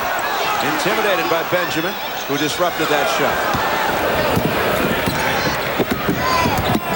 This is the biggest Sonic lead. Lob down low for the key. And the whistle. Billy Owens. He's second. You see him gather around every play now, sensing, even though 1:33 left in the third, sensing that they control this game. This team is playing with a lot of confidence. They are sharing the ball, sharing the load, and they're just getting a tremendous amount from so many people. George Karl has done a marvelous job with this group. We've got to give him credit. Former coach of the Golden State Warriors, who turned the Warriors around in 86-87, took them to the playoffs.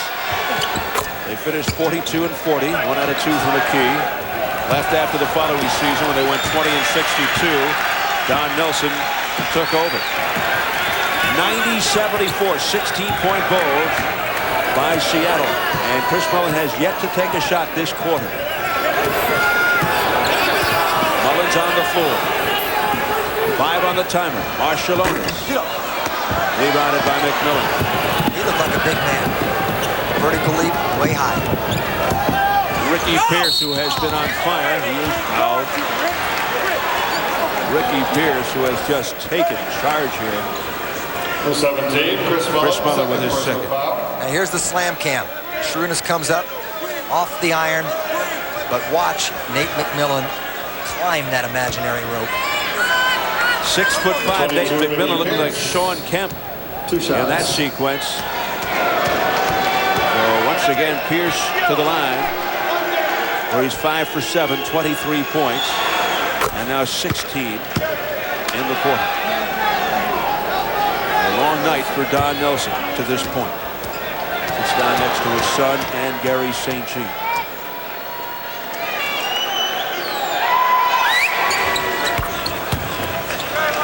An 8-0 Seattle run, 92-74, 18-point lead.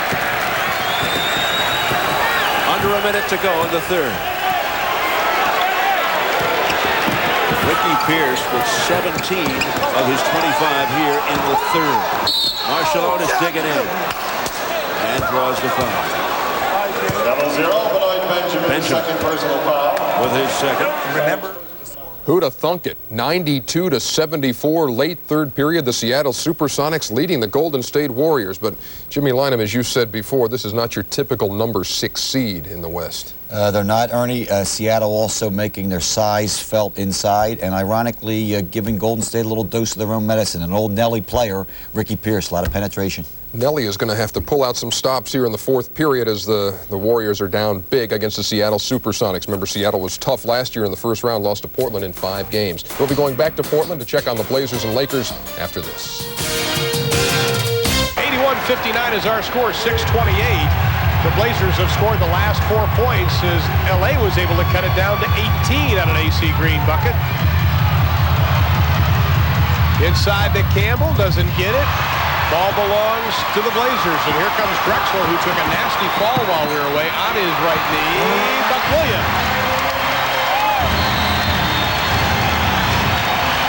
with 19, and now the lead is back to 24 as Portland has scored 6 straight points. But Doug, we've seen this so many times in the NBA. You're climbing up that hill and you get to the point, you just almost run out of steam, but L.A. has made a big climb back. Well, they have. They did a nice job defensively. They got some rebounds. They forced some turnovers. They got some easy scores, but Portland is one of those kind of teams that when they gear up to stop you, then they can get out. The last 3 scores have been layups. Drexler with a couple penetrating moves, Duckworth with an offensive rebound. So 6 quick points, and they really have answered the call. But at the same time, we also saw signs of that Portland team that makes you not sure how excited you want to get about this Portland team, if you know what I'm saying. Exactly right. We talked about Clyde Drexler taking the nasty fall. Let's take a look at it just a few minutes ago. And he came down on the right knee, which was sprained. Now watch this, Doug. He takes a hard fall here. Well, he twists a little bit right there. You see him, and as he's going down, he actually falls left knee first, then right knee. And very fortunate that Clyde was able to get up from that. I think now, the one thing you worry about Kersey and you worry about Drexler is how are they going to feel tomorrow? Right. They really have not played this hard. Even in practice, you cannot really simulate this kind of intensity. Tomorrow will be a big day to see how these guys are feeling after this kind of effort tonight. And tomorrow is also a big day right here on TNT. Our second doubleheader in a row. Game 1, it'll be the Heat versus the Bulls at 8 o'clock Eastern Time. And we'll follow that up. We'll head to Salt Lake City for a little bit of Clippers and Jazz. You talk about that Seattle Golden State series. This could also be a surprise. That'll all get underway tomorrow, 8 o'clock Eastern Time, right here on TNT. Magic, Worthy, and Perkins or not, they still have the beat LA signs. Clyde Drexler here in the second half is yet to score, had 16 in the first half. The thing I like, though, is the last 2 possessions. He took the ball right to the basket. He found a streaking Buck Williams for a layup. Penetration, he dropped off for another easy layup for Kersey. So he got them back on track offensively. Let's see if they can up the level of their defense and continue to swarm as they have on the last 3 possessions. Well, they've scored only 8 points so far here in the second half. 18 for the Lakers. Campbell backing in. High archer goes down. So Eldon Campbell, 4 here in the second half, 13 for the ball game. I think if there's been a ray of hope for the Lakers throughout this season has been the development of Eldon Campbell. He started Drexler inside for the slam, his first 2 of the second half. I think he showed a little light last year in the playoffs. As a matter of fact, that was his first real big step forward. Absolutely, and he's shown his shot blocking. He's a better offensive player. He's making some movement inside. He's patient, not trying to go too quickly. So Dale Freed falling away over Duckworth. He has 6 in the second half, and he's in double figures. But Duckworth's got to be careful. Vlade knocked this ball away from him. There he goes again. He cannot leave the ball behind him.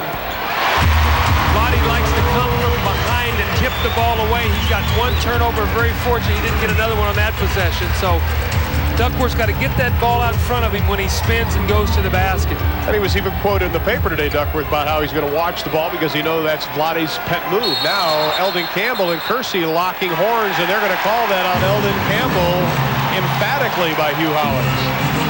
That's his third. Well, I tell you what, they locked it up down low. A little do-si-do in the paint. Serious. Mike can't believe it. Here it is. Let's watch this here. Watch this little spinning move, right? I think you'll see it coming up right here. Good call. Got him up around.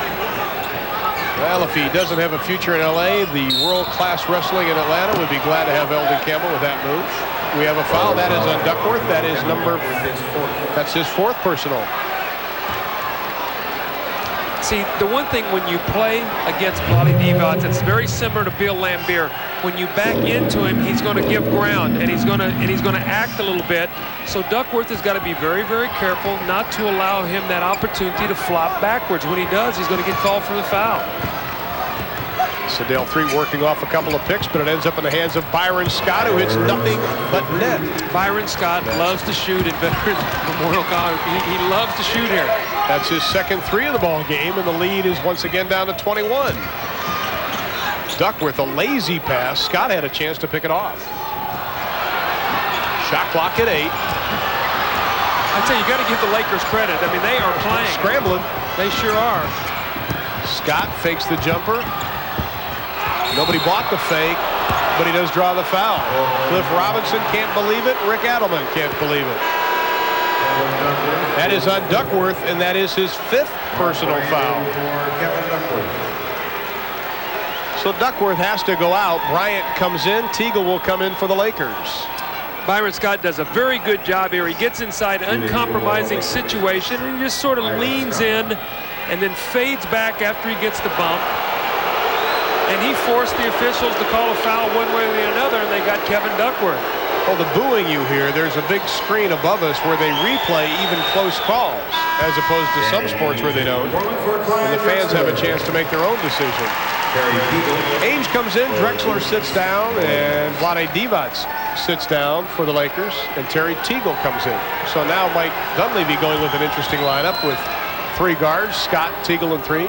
Now this lineup will give you offense. We talked about it in the first half, but also compromise your rebounding. So A.C. Green and Eldon Campbell must do a job on the boards if this team is going to be able to survive out there against the size of Portland.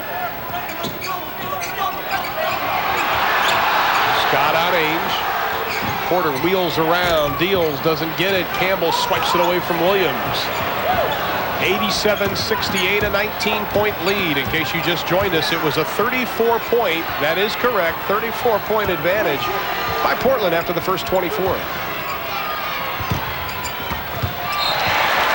Lakers have it, 8 on the shot clock.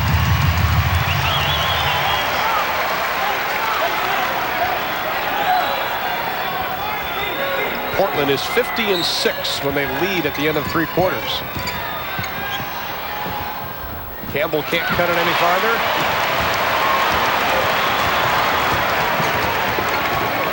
Nearing the 3-minute mark of the third. Robinson from outside. He called glass, and he's got it. Robinson was 17, 5 above his average. 22 is his career high. He tied it this year. Let's see if they get Teagle coming off a screen in this possession. There it is. They're really swarming him down there. Great defense. Campbell had it, lost it. 21-point Portland advantage. 2:35 left in the third. Sedale's got to be very careful here not to leave Danny Ainge because he's looking like he wants to shoot a 3-point shot. Got to be real careful here. Good defense by Teagle. Shot clock at 6. Ainge forces it up, doesn't get it. He wanted it. You were right. You can see that look on guys' faces when they want to make shots. He didn't want to beat the shot clock. That's because you had that same look in your eye. We know that unconscious look. Right. 19-point advantage. Hats off to Mike Dunleavy and his troops for hanging tough. 2 minutes in the corner. Scott comes up, the loose ball, still the potato on the ground. Boy, Porter just saved the layup the other way. And then Danny Ainge looks right, ball goes left. Chucky Brown into the lineup for the Lakers.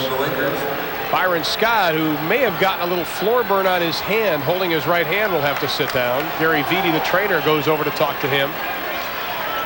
Terry Porter's great hustle, though, saved a basket. The Lakers had a run out. Looked like AC Green was going to try to slap it ahead, and Terry Porter dove on the floor. Well, whatever Mike Dunleavy said at halftime, not sure what the end result will be, but right now it is working.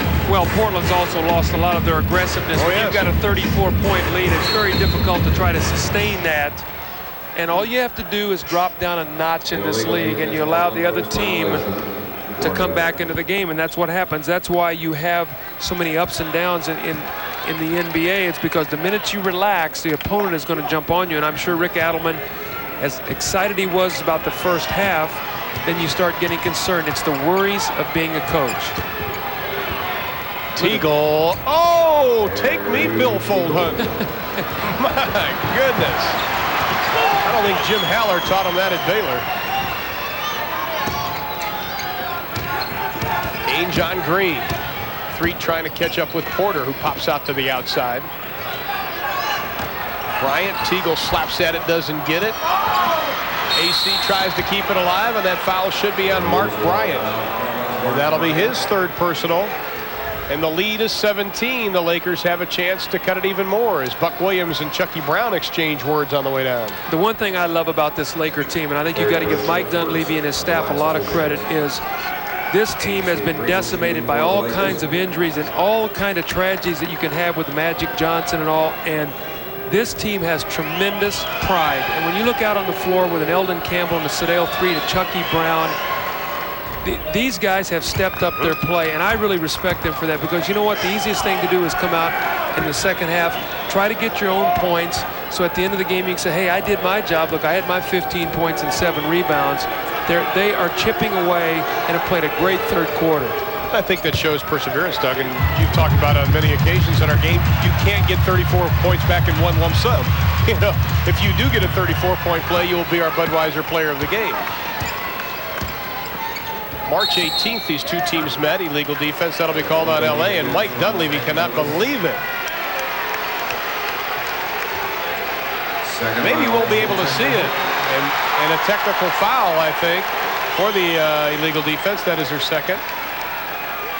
Let's take a look at it. Doug, you explain this. See if you can see it. Well, if the guy crosses over to Chucky Brown, he's kind of in by himself there. Well, I don't know. See, you got 3-minute isolation. If that man crosses the midpoint of the floor there without double teaming, you can go down, drop down. But if you cross the midpoint, it's immediately an illegal defense. That was a very, very close call. I could not really see it. Yeah, you can't tell if he crossed that midline. Nevertheless, it is inside of a minute. 90-74 is the lead for Portland. Threet, not sure what kind of defense that is. The basket counts. And Wally Rooney calls a foul on Sedale Threet. That is his fourth. That was a tough shot that Terry Porter just hit. Sedale Threet had his hand all in his face, distracting him.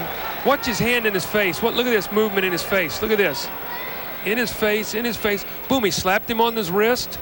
And the follow through, another 3-point play opportunity for Terry Porter. Great concentration on the jumper.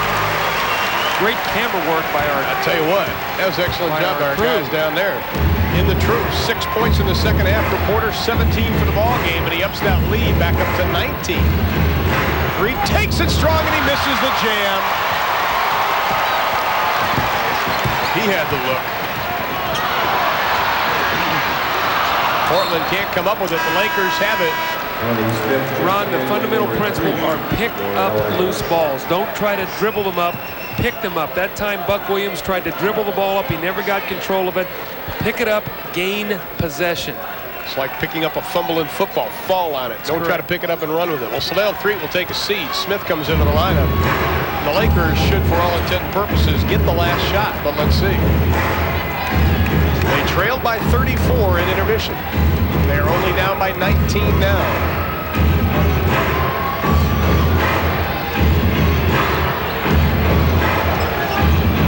side. Chucky Brown high off the glass, won't get it. Danny Ainge comes down with it, and that'll end the third quarter of play. But what a third quarter for the Lakers. They didn't make it all up, but they did chip away at it. 12 minutes left to be played, and the Portland Trail Blazers lead the Lakers 93-74. We'll be back. 15 points off the halftime lead by Portland, led by Byron Scott's 12 points. Right now it's 93-74 as Portland is 50-6 when they lead at the end of 3 quarters of play. This game going on right now, Golden State has cut that lead down to 11, but there's still a lot of time remaining, 4:40, and we'll keep you updated on that with Ernie Johnson and Jim Lynam in our studios. As Byron Scott gazes up at the score. Doug? Well, let's talk about third quarter statistics. How did LA get back into this game, trailing now by 19? They did it by points off turnovers. LA 12, Portland none. And they scored 12 field goals in that quarter. They had only 11 in the first half. There's the scoring in the third quarter. Only 18 points for the Blazers, and it took them almost 5 minutes to get their 4th point. Porter stops, pops, and he rolls it over the hand of Tony Smith. Porter now with 19 points, one above his regular season average of 18.1. The next 4 minutes are going to be very important. Right. Portland would like to end this game right now, so they need 4 minutes of tough defense, and this game will be over. Drexler sitting out to start this third. Teagle, the big stab, had it halfway down. The ball was afraid of net and didn't come right back up. And this next 4 minutes will determine whether there's going to be any contest in the last 8 or whether it's going to be a 30-point ball game. Robinson sets the beautiful pick and roll. Count the basket and the foul. Well, you see what Portland did in that possession. Cliff Robinson was acting like he was going to post up. In actuality, what he was going to do was step out and set the quick screen. See, he steps out off the post to set the quick screen. This makes it very difficult for the Lakers now to rotate over and get him. Chucky Brown is slow getting there. And Cliff Robinson with a double pump hanging finger roll. See if he can get the 3-point play. Doesn't get it. Brown will track down the rebound as Robinson now with the fashionable red headband. The white in the first half, red in the second.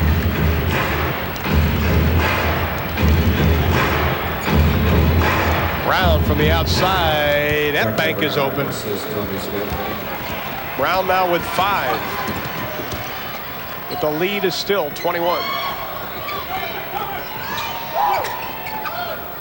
LA looking for the stop. Portland looking for some more points. Loves to go left. Loves to go left.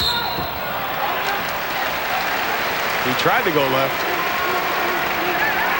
When Terry Porter's up at the top of the floor like that, he loves to shake you and take the ball to the left. He can either pull up and take the shot or take it all the way with the left hand.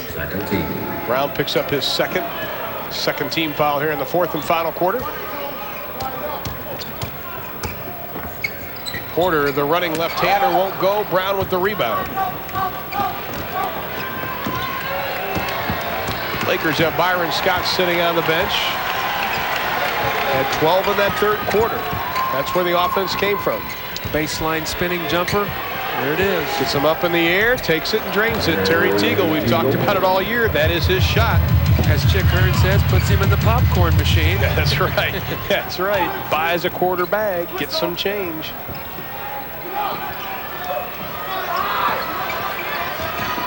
Robinson.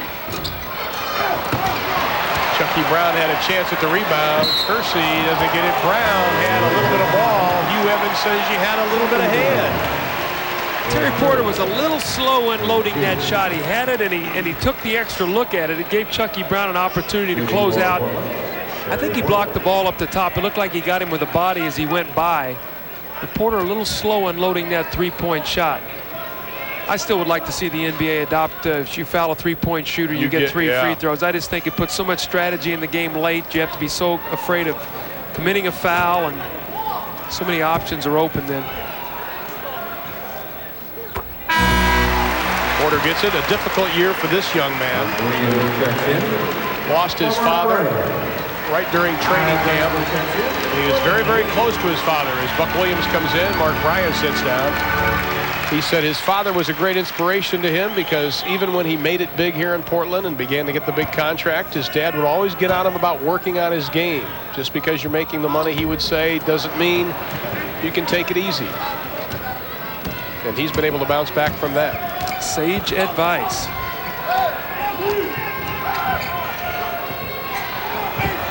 Chucky Brown passes to Bob in row J. Turnover, LA. Drexler comes back into the lineup for the Blazers. 20-point lead, 9:20 left to be played. Smith had the steal. They turn it right back. The 16th turnover for Portland. That's what they average on the year. Teagle double teamed, loses the handle, but he has the foul call. See, that just drives a coach crazy right there. You've got a double team. The guy can no way make that shot. And you bail him out by fouling. Rick Adelman is telling his guys, come on, let's not reach in and get careless and foul and let this guy go to the free throw line. We had him pinned down there. Let's make him be a passer.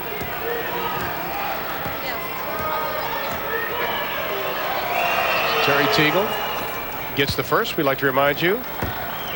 Coming up immediately following our game, Hannah Storm, a special guest, Mike Glenn, the Stinger, following the Lakers, Blazers inside the NBA right here on TNT, coming your way. Mike Glenn knows a little bit about shooters. That guy can fill it up. Teagle gets them both. He has 14 for the ball game. Cuts that Blazer lead down to 18. Ainge falling away. The 15-footer goes about 16. Kicked out. Lakers have it. Doug, we still have 8:50 left. I know it's an 18-point lead as Golden State now trailing 106-98. We'll keep you updated on that. 8-point lead in the fourth quarter. Our score 18 by the Blazers. Well, I mean, it can happen. I mean, the Lakers could still win this game. The problem is the Lakers are averaging 100 points on the season, so you don't expect them to score 40 points here in the last 8:40 of the game. You expect the Blazers probably going to get 20 more points at least. So exactly, it's the law of math just catches up with you. That's exactly right. The time and the math hit you. Well, Green now with 15 points. The lead is 16. That is the closest the Lakers have been able to get since the Blazers went on a tear early in that first quarter. That screen roll again. They got Clifford Robinson. A little shot last night. Somebody just lost a wristband right over Clyde Drexler. Hugh Evans kicks it out inside. Robinson doesn't get it, but Vlade Divac picks up the foul, and that is his fifth. Let's see if it is. Divac is fifth. Chucky Brown sits down. Tony Smith sits down as Byron Scott comes in and Sedale 3 for the Lakers. And Eldon Campbell bounces up off the bench, and I think Vlade will probably find a seat by Mike Dunleavy. Clyde Drexler just went over and told the officials, I was watching him, I read his lips, he said, do you think my wristband came off by itself, or do you think somebody grabbed my arm? Houdini wristband. Well, the referee made the mistake of walking over and handing him his wristband. So Clyde's sort of smiling. And I think Hugh Evans, the official down there, kind of getting a little chuckle out of it himself. Yeah, it just slid off. Your arm is sweaty. That's right. That goes under the heading of good point. Clyde Drexler, who here in the Portland area, they're campaigning for him to be on the USA basketball team. So am I. That's right, I agree. Playing right here in July, which will carry a couple of games here on TNT as they qualify for the Olympics. You know, not only because the games are in Portland, but because the guy is a great player. He's a great player. An all-star MVP year. Second in the all-star balloting this year, next to Magic. Shot clock at 2. Sedale Freed has no idea. Puts up the prayer. It won't be answered. 24-second shot clock violation. And Portland has it. 7:44 left. A 17-point advantage. Sedale 3 was 6 in that third quarter. You know, the play we have not seen yet tonight is the little alley-oop to Drexler. Saw it on the inbounds pass. Let's see if they go a little alley-oop to Drexler right here. He's going to fake coming out. And Campbell's on him, giving him about an arm's length. Kersey from the baseline. Rains that baby. 19-point advantage nearing the 7:20 mark.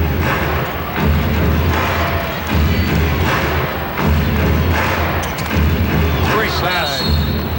And AC Green comes up limping. He's going to run it off.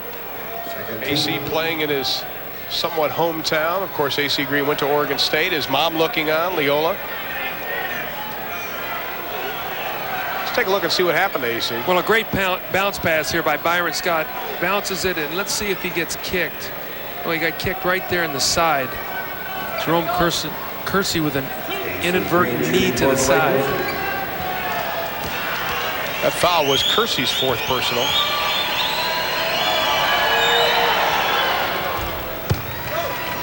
AC a perfect 8 for 8 for the Lions, 16 points for the ball game. I'll take this guy on my team any day. This guy right here will give you everything he's got, whether he's coming off the bench, whether he's starting. He's relentless on the boards. He always works hard defensively. Will make the open shot. He's a solid citizen. 5th consecutive year, by the way. He's played in all 82 ball games. Ainge fakes the jumper. Clyde takes it, doesn't get it. Teagle did a nice job of pushing Kersey in the back, who hustles down on defense. Byron Scott tries to pass it to himself as Clyde Drexler holds his left eye. 6:55 left to be played in the ball game, and the Blazers lead at 101-84. Ernie Johnson in our studios. Ernie, how about an update? Ron Thulin, Golden State and Seattle. It was a 16-point game. Sonics favor after 3. Right now, Seattle's lead has been cut to 7 as they play late in the 4th quarter, under 2 minutes to go. Let's turn it over to Steve Albert and Jim Barnett. Is a nice little change of motion scoop shot. Back line, Hardaway pulls the string on it, and Sean Kemp with the rebound. Kemp 16th to go along with 28 points.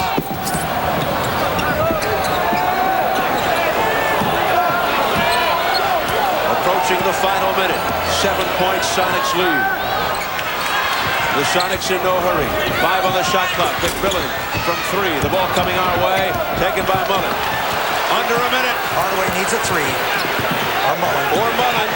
He goes inside. Billy Owens. Oh, he's fouled. Ball wouldn't go down though. Gary Payton.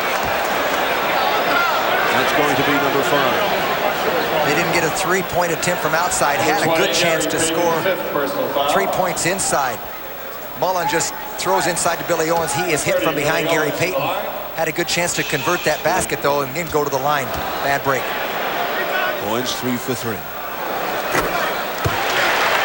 Very good night for Owens. People are filing out of the arena, which puzzles me a little bit. I think it's one of those wait-and-see file-outs. They're sort of hanging in the aisles, not completely out of the structure. They've seen it all. 5-point game, 46.8 seconds. Sean Kemp having a monster night. And the foul. Number 30, Owens his third personal foul. 38.1. 112-107. The Sonics, who have led from the opening tip. Warriors have never led. Biggest lead by Seattle, 8-2. Exasperated Don Nelson. Don has been exposed to the people in the Bay Area constantly the last 4 days on all of the papers. So many stories on Don Nelson, his coaching career, his personality, his on-floor demeanor with the players. And there is a guy that learned under Don Nelson. A disciple of Don Nelson who has the utmost respect for Nelly. Learned so much from him. And using many of Nelly's tactics en route here. 114-107. Golden State now 32 seconds. Hardaway from 3 got fouled. And that's on Payton. And that's his set.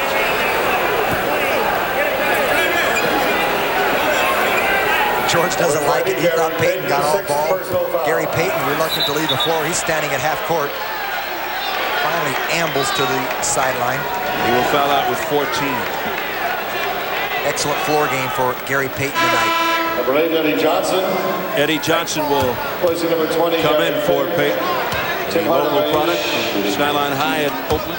I don't know what his final total is, but he had 12 assists at the end of 3 quarters. He's got to feel great about himself, knowing how he has struggled against Tim Hardaway all season long. And what a way to break out of it in the first game of the playoffs. most opportune. I asked him before the game if he was going to do anything different against Tim Hardaway, because Peyton is a tremendous one-on-one defender. He said he's going to get a little help, try to force him one direction. And Marciulionis has felt he really wanted that hoop. This could be a saving play. You never know. Missed free throw. Sharunas gets the offensive rebound. George Karl knows it's not over. Hardaway shoots it. Long rebound. Sharunas wants to get fouled for sure. Almost got the hoop. He gets the first foul shot. He makes this. It closes to 4. He's 9 for 11. Oh, he missed. Mullen with a quick foul, which isn't bad. 5-point ball game. 28.2. Penalty situation. As we march it down to the other end. Number 4 on Mullen. For all the physical play buildup that we had, not an inordinate amount of free throws tonight. A lot for Seattle. 33 attempts for Golden State. This would be how many attempts for Seattle now? 39. They've made 29. That's getting up there. They're shooting 74%. The Sonics tonight. McKee makes both. 116-109. Seattle 25 seconds. See how 2 men shade Hardaway. Marciulionis quick release from 3. Hardaway with the putback. 17 seconds to go. And the foul on purpose by Hardaway, looking to just save Pierce from falling. And now a mass exodus to the exits. 4th personal foul. 15.1 seconds. And the Warriors down 7. Yeah, everyone's shocked right now. And Hardaway, had this been a 2-point game a few minutes earlier, may have not been so gracious, may have not held on for so long, or said, save the last dance for me. Yes. Shocked and dismayed are these fans as they head out. Ricky Pierce.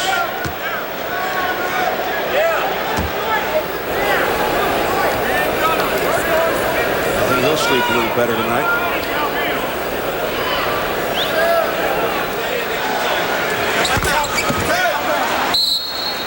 Timeout, Golden State.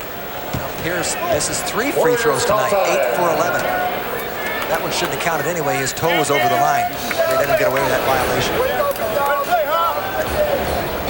Well, 14.2 seconds on the clock. Warriors are down 117 to 109. And should the Warriors bounce back and get into round 2, Sports Channel and the Warriors plan to be together for. So there you see Seattle. George Karl finally able to breathe a little easier. 117 to 109. They lead Golden State late in the 4th period. Meantime, the Blazers with a 104 to 86 lead over the Lakers. Jimmy Lynam, for the first time now, we see serve broken in these playoffs, and Golden State now loses the home court edge against Seattle. Huge in particular in the first round, 5-game set, so it's a big breakthrough. Certainly. Seattle about to go up 1-0 over Golden State. We'll take you back to Portland for more of the Lakers and the Blazers after we take this time out.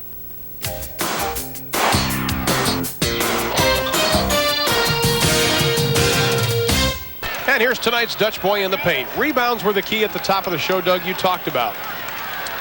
Well, you see rebounds 38 to 21, so that has been the real key. The second half, the Lakers have done a lot of good things, Ron, but they were just in such a big hole at halftime, down 34 points. So I don't think it's any moral victory here that they've come back in this ball game, but I do know that Rick Adelman would like to see his team finish this game a little bit more strongly than they are. 109-92 is our score. Still 4:07 left to be played, and we'll finish it up when we come back.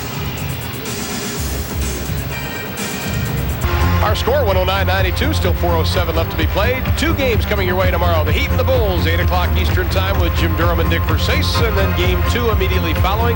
It'll be the Clippers and the Jazz with Pete Van Weeren and Jack Gibbons. Coming your way tomorrow night as we have an incredible 7 days of basketball beginning tonight here on TNT. Showing you some other scores. Seattle over Golden State. Scott has to give it up. Teagle, the baseline. Count that. Well, Terry Teagle is filling it up. What is that, 20 points on the game? Yep. That doubles his average. 28 is his season high. Well, he's really one of the guys that has been responsible for them being in the playoffs. His play over the last 20 games of the season. So Dale Freet has Byron Scott on the left. They kick it. It ends up in Scott's hands, who loses it. Portland has it. Good defense and hustle by Terry Porter. It looked like almost Terry Porter was trying to take a foul against Sedale, so he didn't have a breakaway layup, and he was fortunate enough to reach in and knock the ball loose. Got a whistle. I think what they want to do is to dry the floor off. The couple guys fell. There's some little moisture on the floor. They want to make sure that none of these guys get hurt on a wet spot. Look, there's the final, 117-109, and Golden State now has a chance of heading to Seattle and not coming home. Well, I think Jimmy Lynam said it best. You know, in a 5-game series, you break through, that's major. You may never get home again. So 6 o'clock Eastern time Saturday is Clyde Drexler. It's high noon for him. 17-point advantage. Teagle, the baseline J. Hello. Oh, he's racked up a point a minute here. Creek tries to pick Drexler's pocket and winds up to a 3-on-3. Divac the rebound, the outlet to Scott. Has Teagle on the right, 3 on the left. When in doubt, go to the hot hand. Boom. Doesn't get it. Had a chance to cut that lead down to 13. Portland led by 17 at the end of 1, 34 at the end of 2. The lead was cut to 19 at the end of 3. That brings you to where we are now with 2:35 left. Well, let's face it, Ron, the game was actually over at halftime, and the Lakers have come out and played hard in the second half and done some good things, and Portland has just tried to get the game over with. I mean, it's I'm sure it's something that Rick Adelman will be able to talk to his team about, be excited again about the first half, but talk to him about those lapses in concentration. And again, Ron, we've talked about it so many times. When you have that kind of lead, it's so difficult to sustain the effort because your players know what the score is. But this team has had a real problem with that more than anybody. As Duckworth will sit down, Ainge comes back in the lineup. That's the game summary in that first half. The Blazers were hot, the Lakers were not. Drexler, 20 points, 10 assists for the ball game, and Portland has owned the boards. Free throw shooting has been very poor for Portland. Robinson's missed a bunch. Buck Williams has missed a bunch. 24 for 35. Portland is right now. They've missed 11 free throws. That's not good. That's a lot. Vlade Divac with the spin move, but he does draw the foul. And that'll be on Robinson, his 3rd personal foul. AC's out of the ball game. Clyde Drexler getting a lot of minutes, and so is Kersey tonight. You have to wonder, you made the point, Doug, how sore are they going to be tomorrow, and what are they going to be like on Saturday? Well, I think also the reason they're out there right now is timing, game timing. You know, you've been off and you want to get sharp, so it's important that while they're out there, they make good use of their minutes. Divac backing in Williams, loses the handle, Ainge comes up with it. That's a little bit of Vlade's own medicine. That's right. Knocked the ball away. Inside of 2 minutes, a 15-point advantage. So the Lakers have had 2 opportunities to cut it even further and have not been able to convert. Williams over Divac, doesn't get it, tries to get the follow, and we're going to have a loose ball foul, and I think that'll be on Buck Williams. See, Portland's got an interesting lineup on the floor right now. They've got Clyde Drexler down as a small forward, so they're going really 3 guards against the Lakers. 3 guards, and then they have Cliff Robinson and Buck Williams, so really not a center on the floor. You've got really 3 guards and 2 forwards to go against a smaller lineup with Buck Williams playing against Vlade Divac. Well, at the line, it will be Vlade Divac, who missed 44 games because of the back injury, but before that, we're going to take a timeout. We've got 1:45 left to be played in the ball game. It has been the Blazers from the beginning, and they lead it now by 15. 111-96, 1:45. Remaining to be played in the ball game. Game 2 of this series will, of course, be played on Saturday. And for Sedale Threed in that first half, he had 4 points, but has come back strong in the second half to have 14 total for the ball game, and he's going to take a seat with 1:45 left to be played. Vlade Divac at the line. Average 11 points a game in the regular season, and this afternoon, or this evening, rather, he has 4. AC Green also on the Laker bench. So Mike Dunleavy obviously doesn't want to get anybody hurt at this point, but still they're going to put a little defensive pressure on with Chucky Brown. Rory Sparrow has checked into the lineup wearing jersey number 2, the 12th-year pro out of Villanova. Sparrow played in 42 games this year in the regular season. Drexler still in. Porter. Robinson. fouled by Sparrow. It's a good foul by Rory Sparrow. I mean, the game is over, obviously. It's a 13-point lead with a minute 24, but Cliff Robinson has missed a lot of free throws. You don't want to give him an easy score, and if a guy's struggling at the free throw line, make him think about it even more. Remember, there's a game that has to be played on Saturday, so. Well, Robinson has hit only 4 of 7. He's missed his last 2 from the line. And for the ball game, 22 points. Make it 3 straight he's missed. And Enos Watley will check into the lineup. The 6th-year pro out of Alabama, a first-round pick back in '83. Clyde Drexler will take a seat on the bench, and he'll leave with 22 points for the night. 6 in the second half. I think it was a positive showing by Mr. Drexler. Yeah, that was one of those games you start getting your legs back. You know, you ride the exercise bike and you do all that stuff to try to stay in shape, but if you're not running up and down the floor in game conditions, you lose conditioning. So I'm sure Clyde will be a little sore tomorrow, but probably be okay by Saturday, and probably a little stronger even with his cardiovascular. Well, if Vlade Divac would have taken just one more dribble, I think he would have gone completely around Buck Williams on that play. We are at the 1-minute mark of the ball game, 111-98. Vlade Divac with the foul, and that will be number 6 for Divac, and he quickly heads to the bench.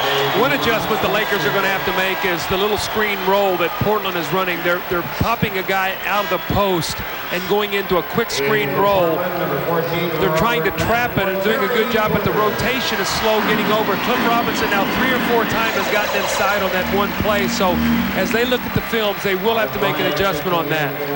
Well, Terry Porter will also sit down as Robert Pack comes into the lineup. 20 points even for Porter on the day. As you take a look at Pack. He was just activated off the injured list. Had, I think, he had separated his shoulder. Well, Cliff Robinson finally finds the net after missing 4 straight. 4 of 10 from the line as Smith comes back into the lineup. Terry Teagle will sit down for the Lakers. So both coaches getting some of their extra, some playing time. Robinson, a little more concentration, gets them both lead back to 15 inside of a minute.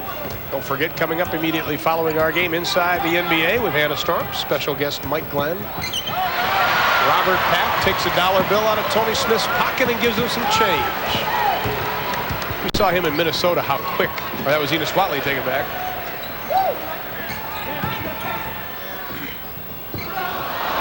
Here comes Smith. That's Sparrow on the right. A lot of players having trouble with holding on to the ball tonight.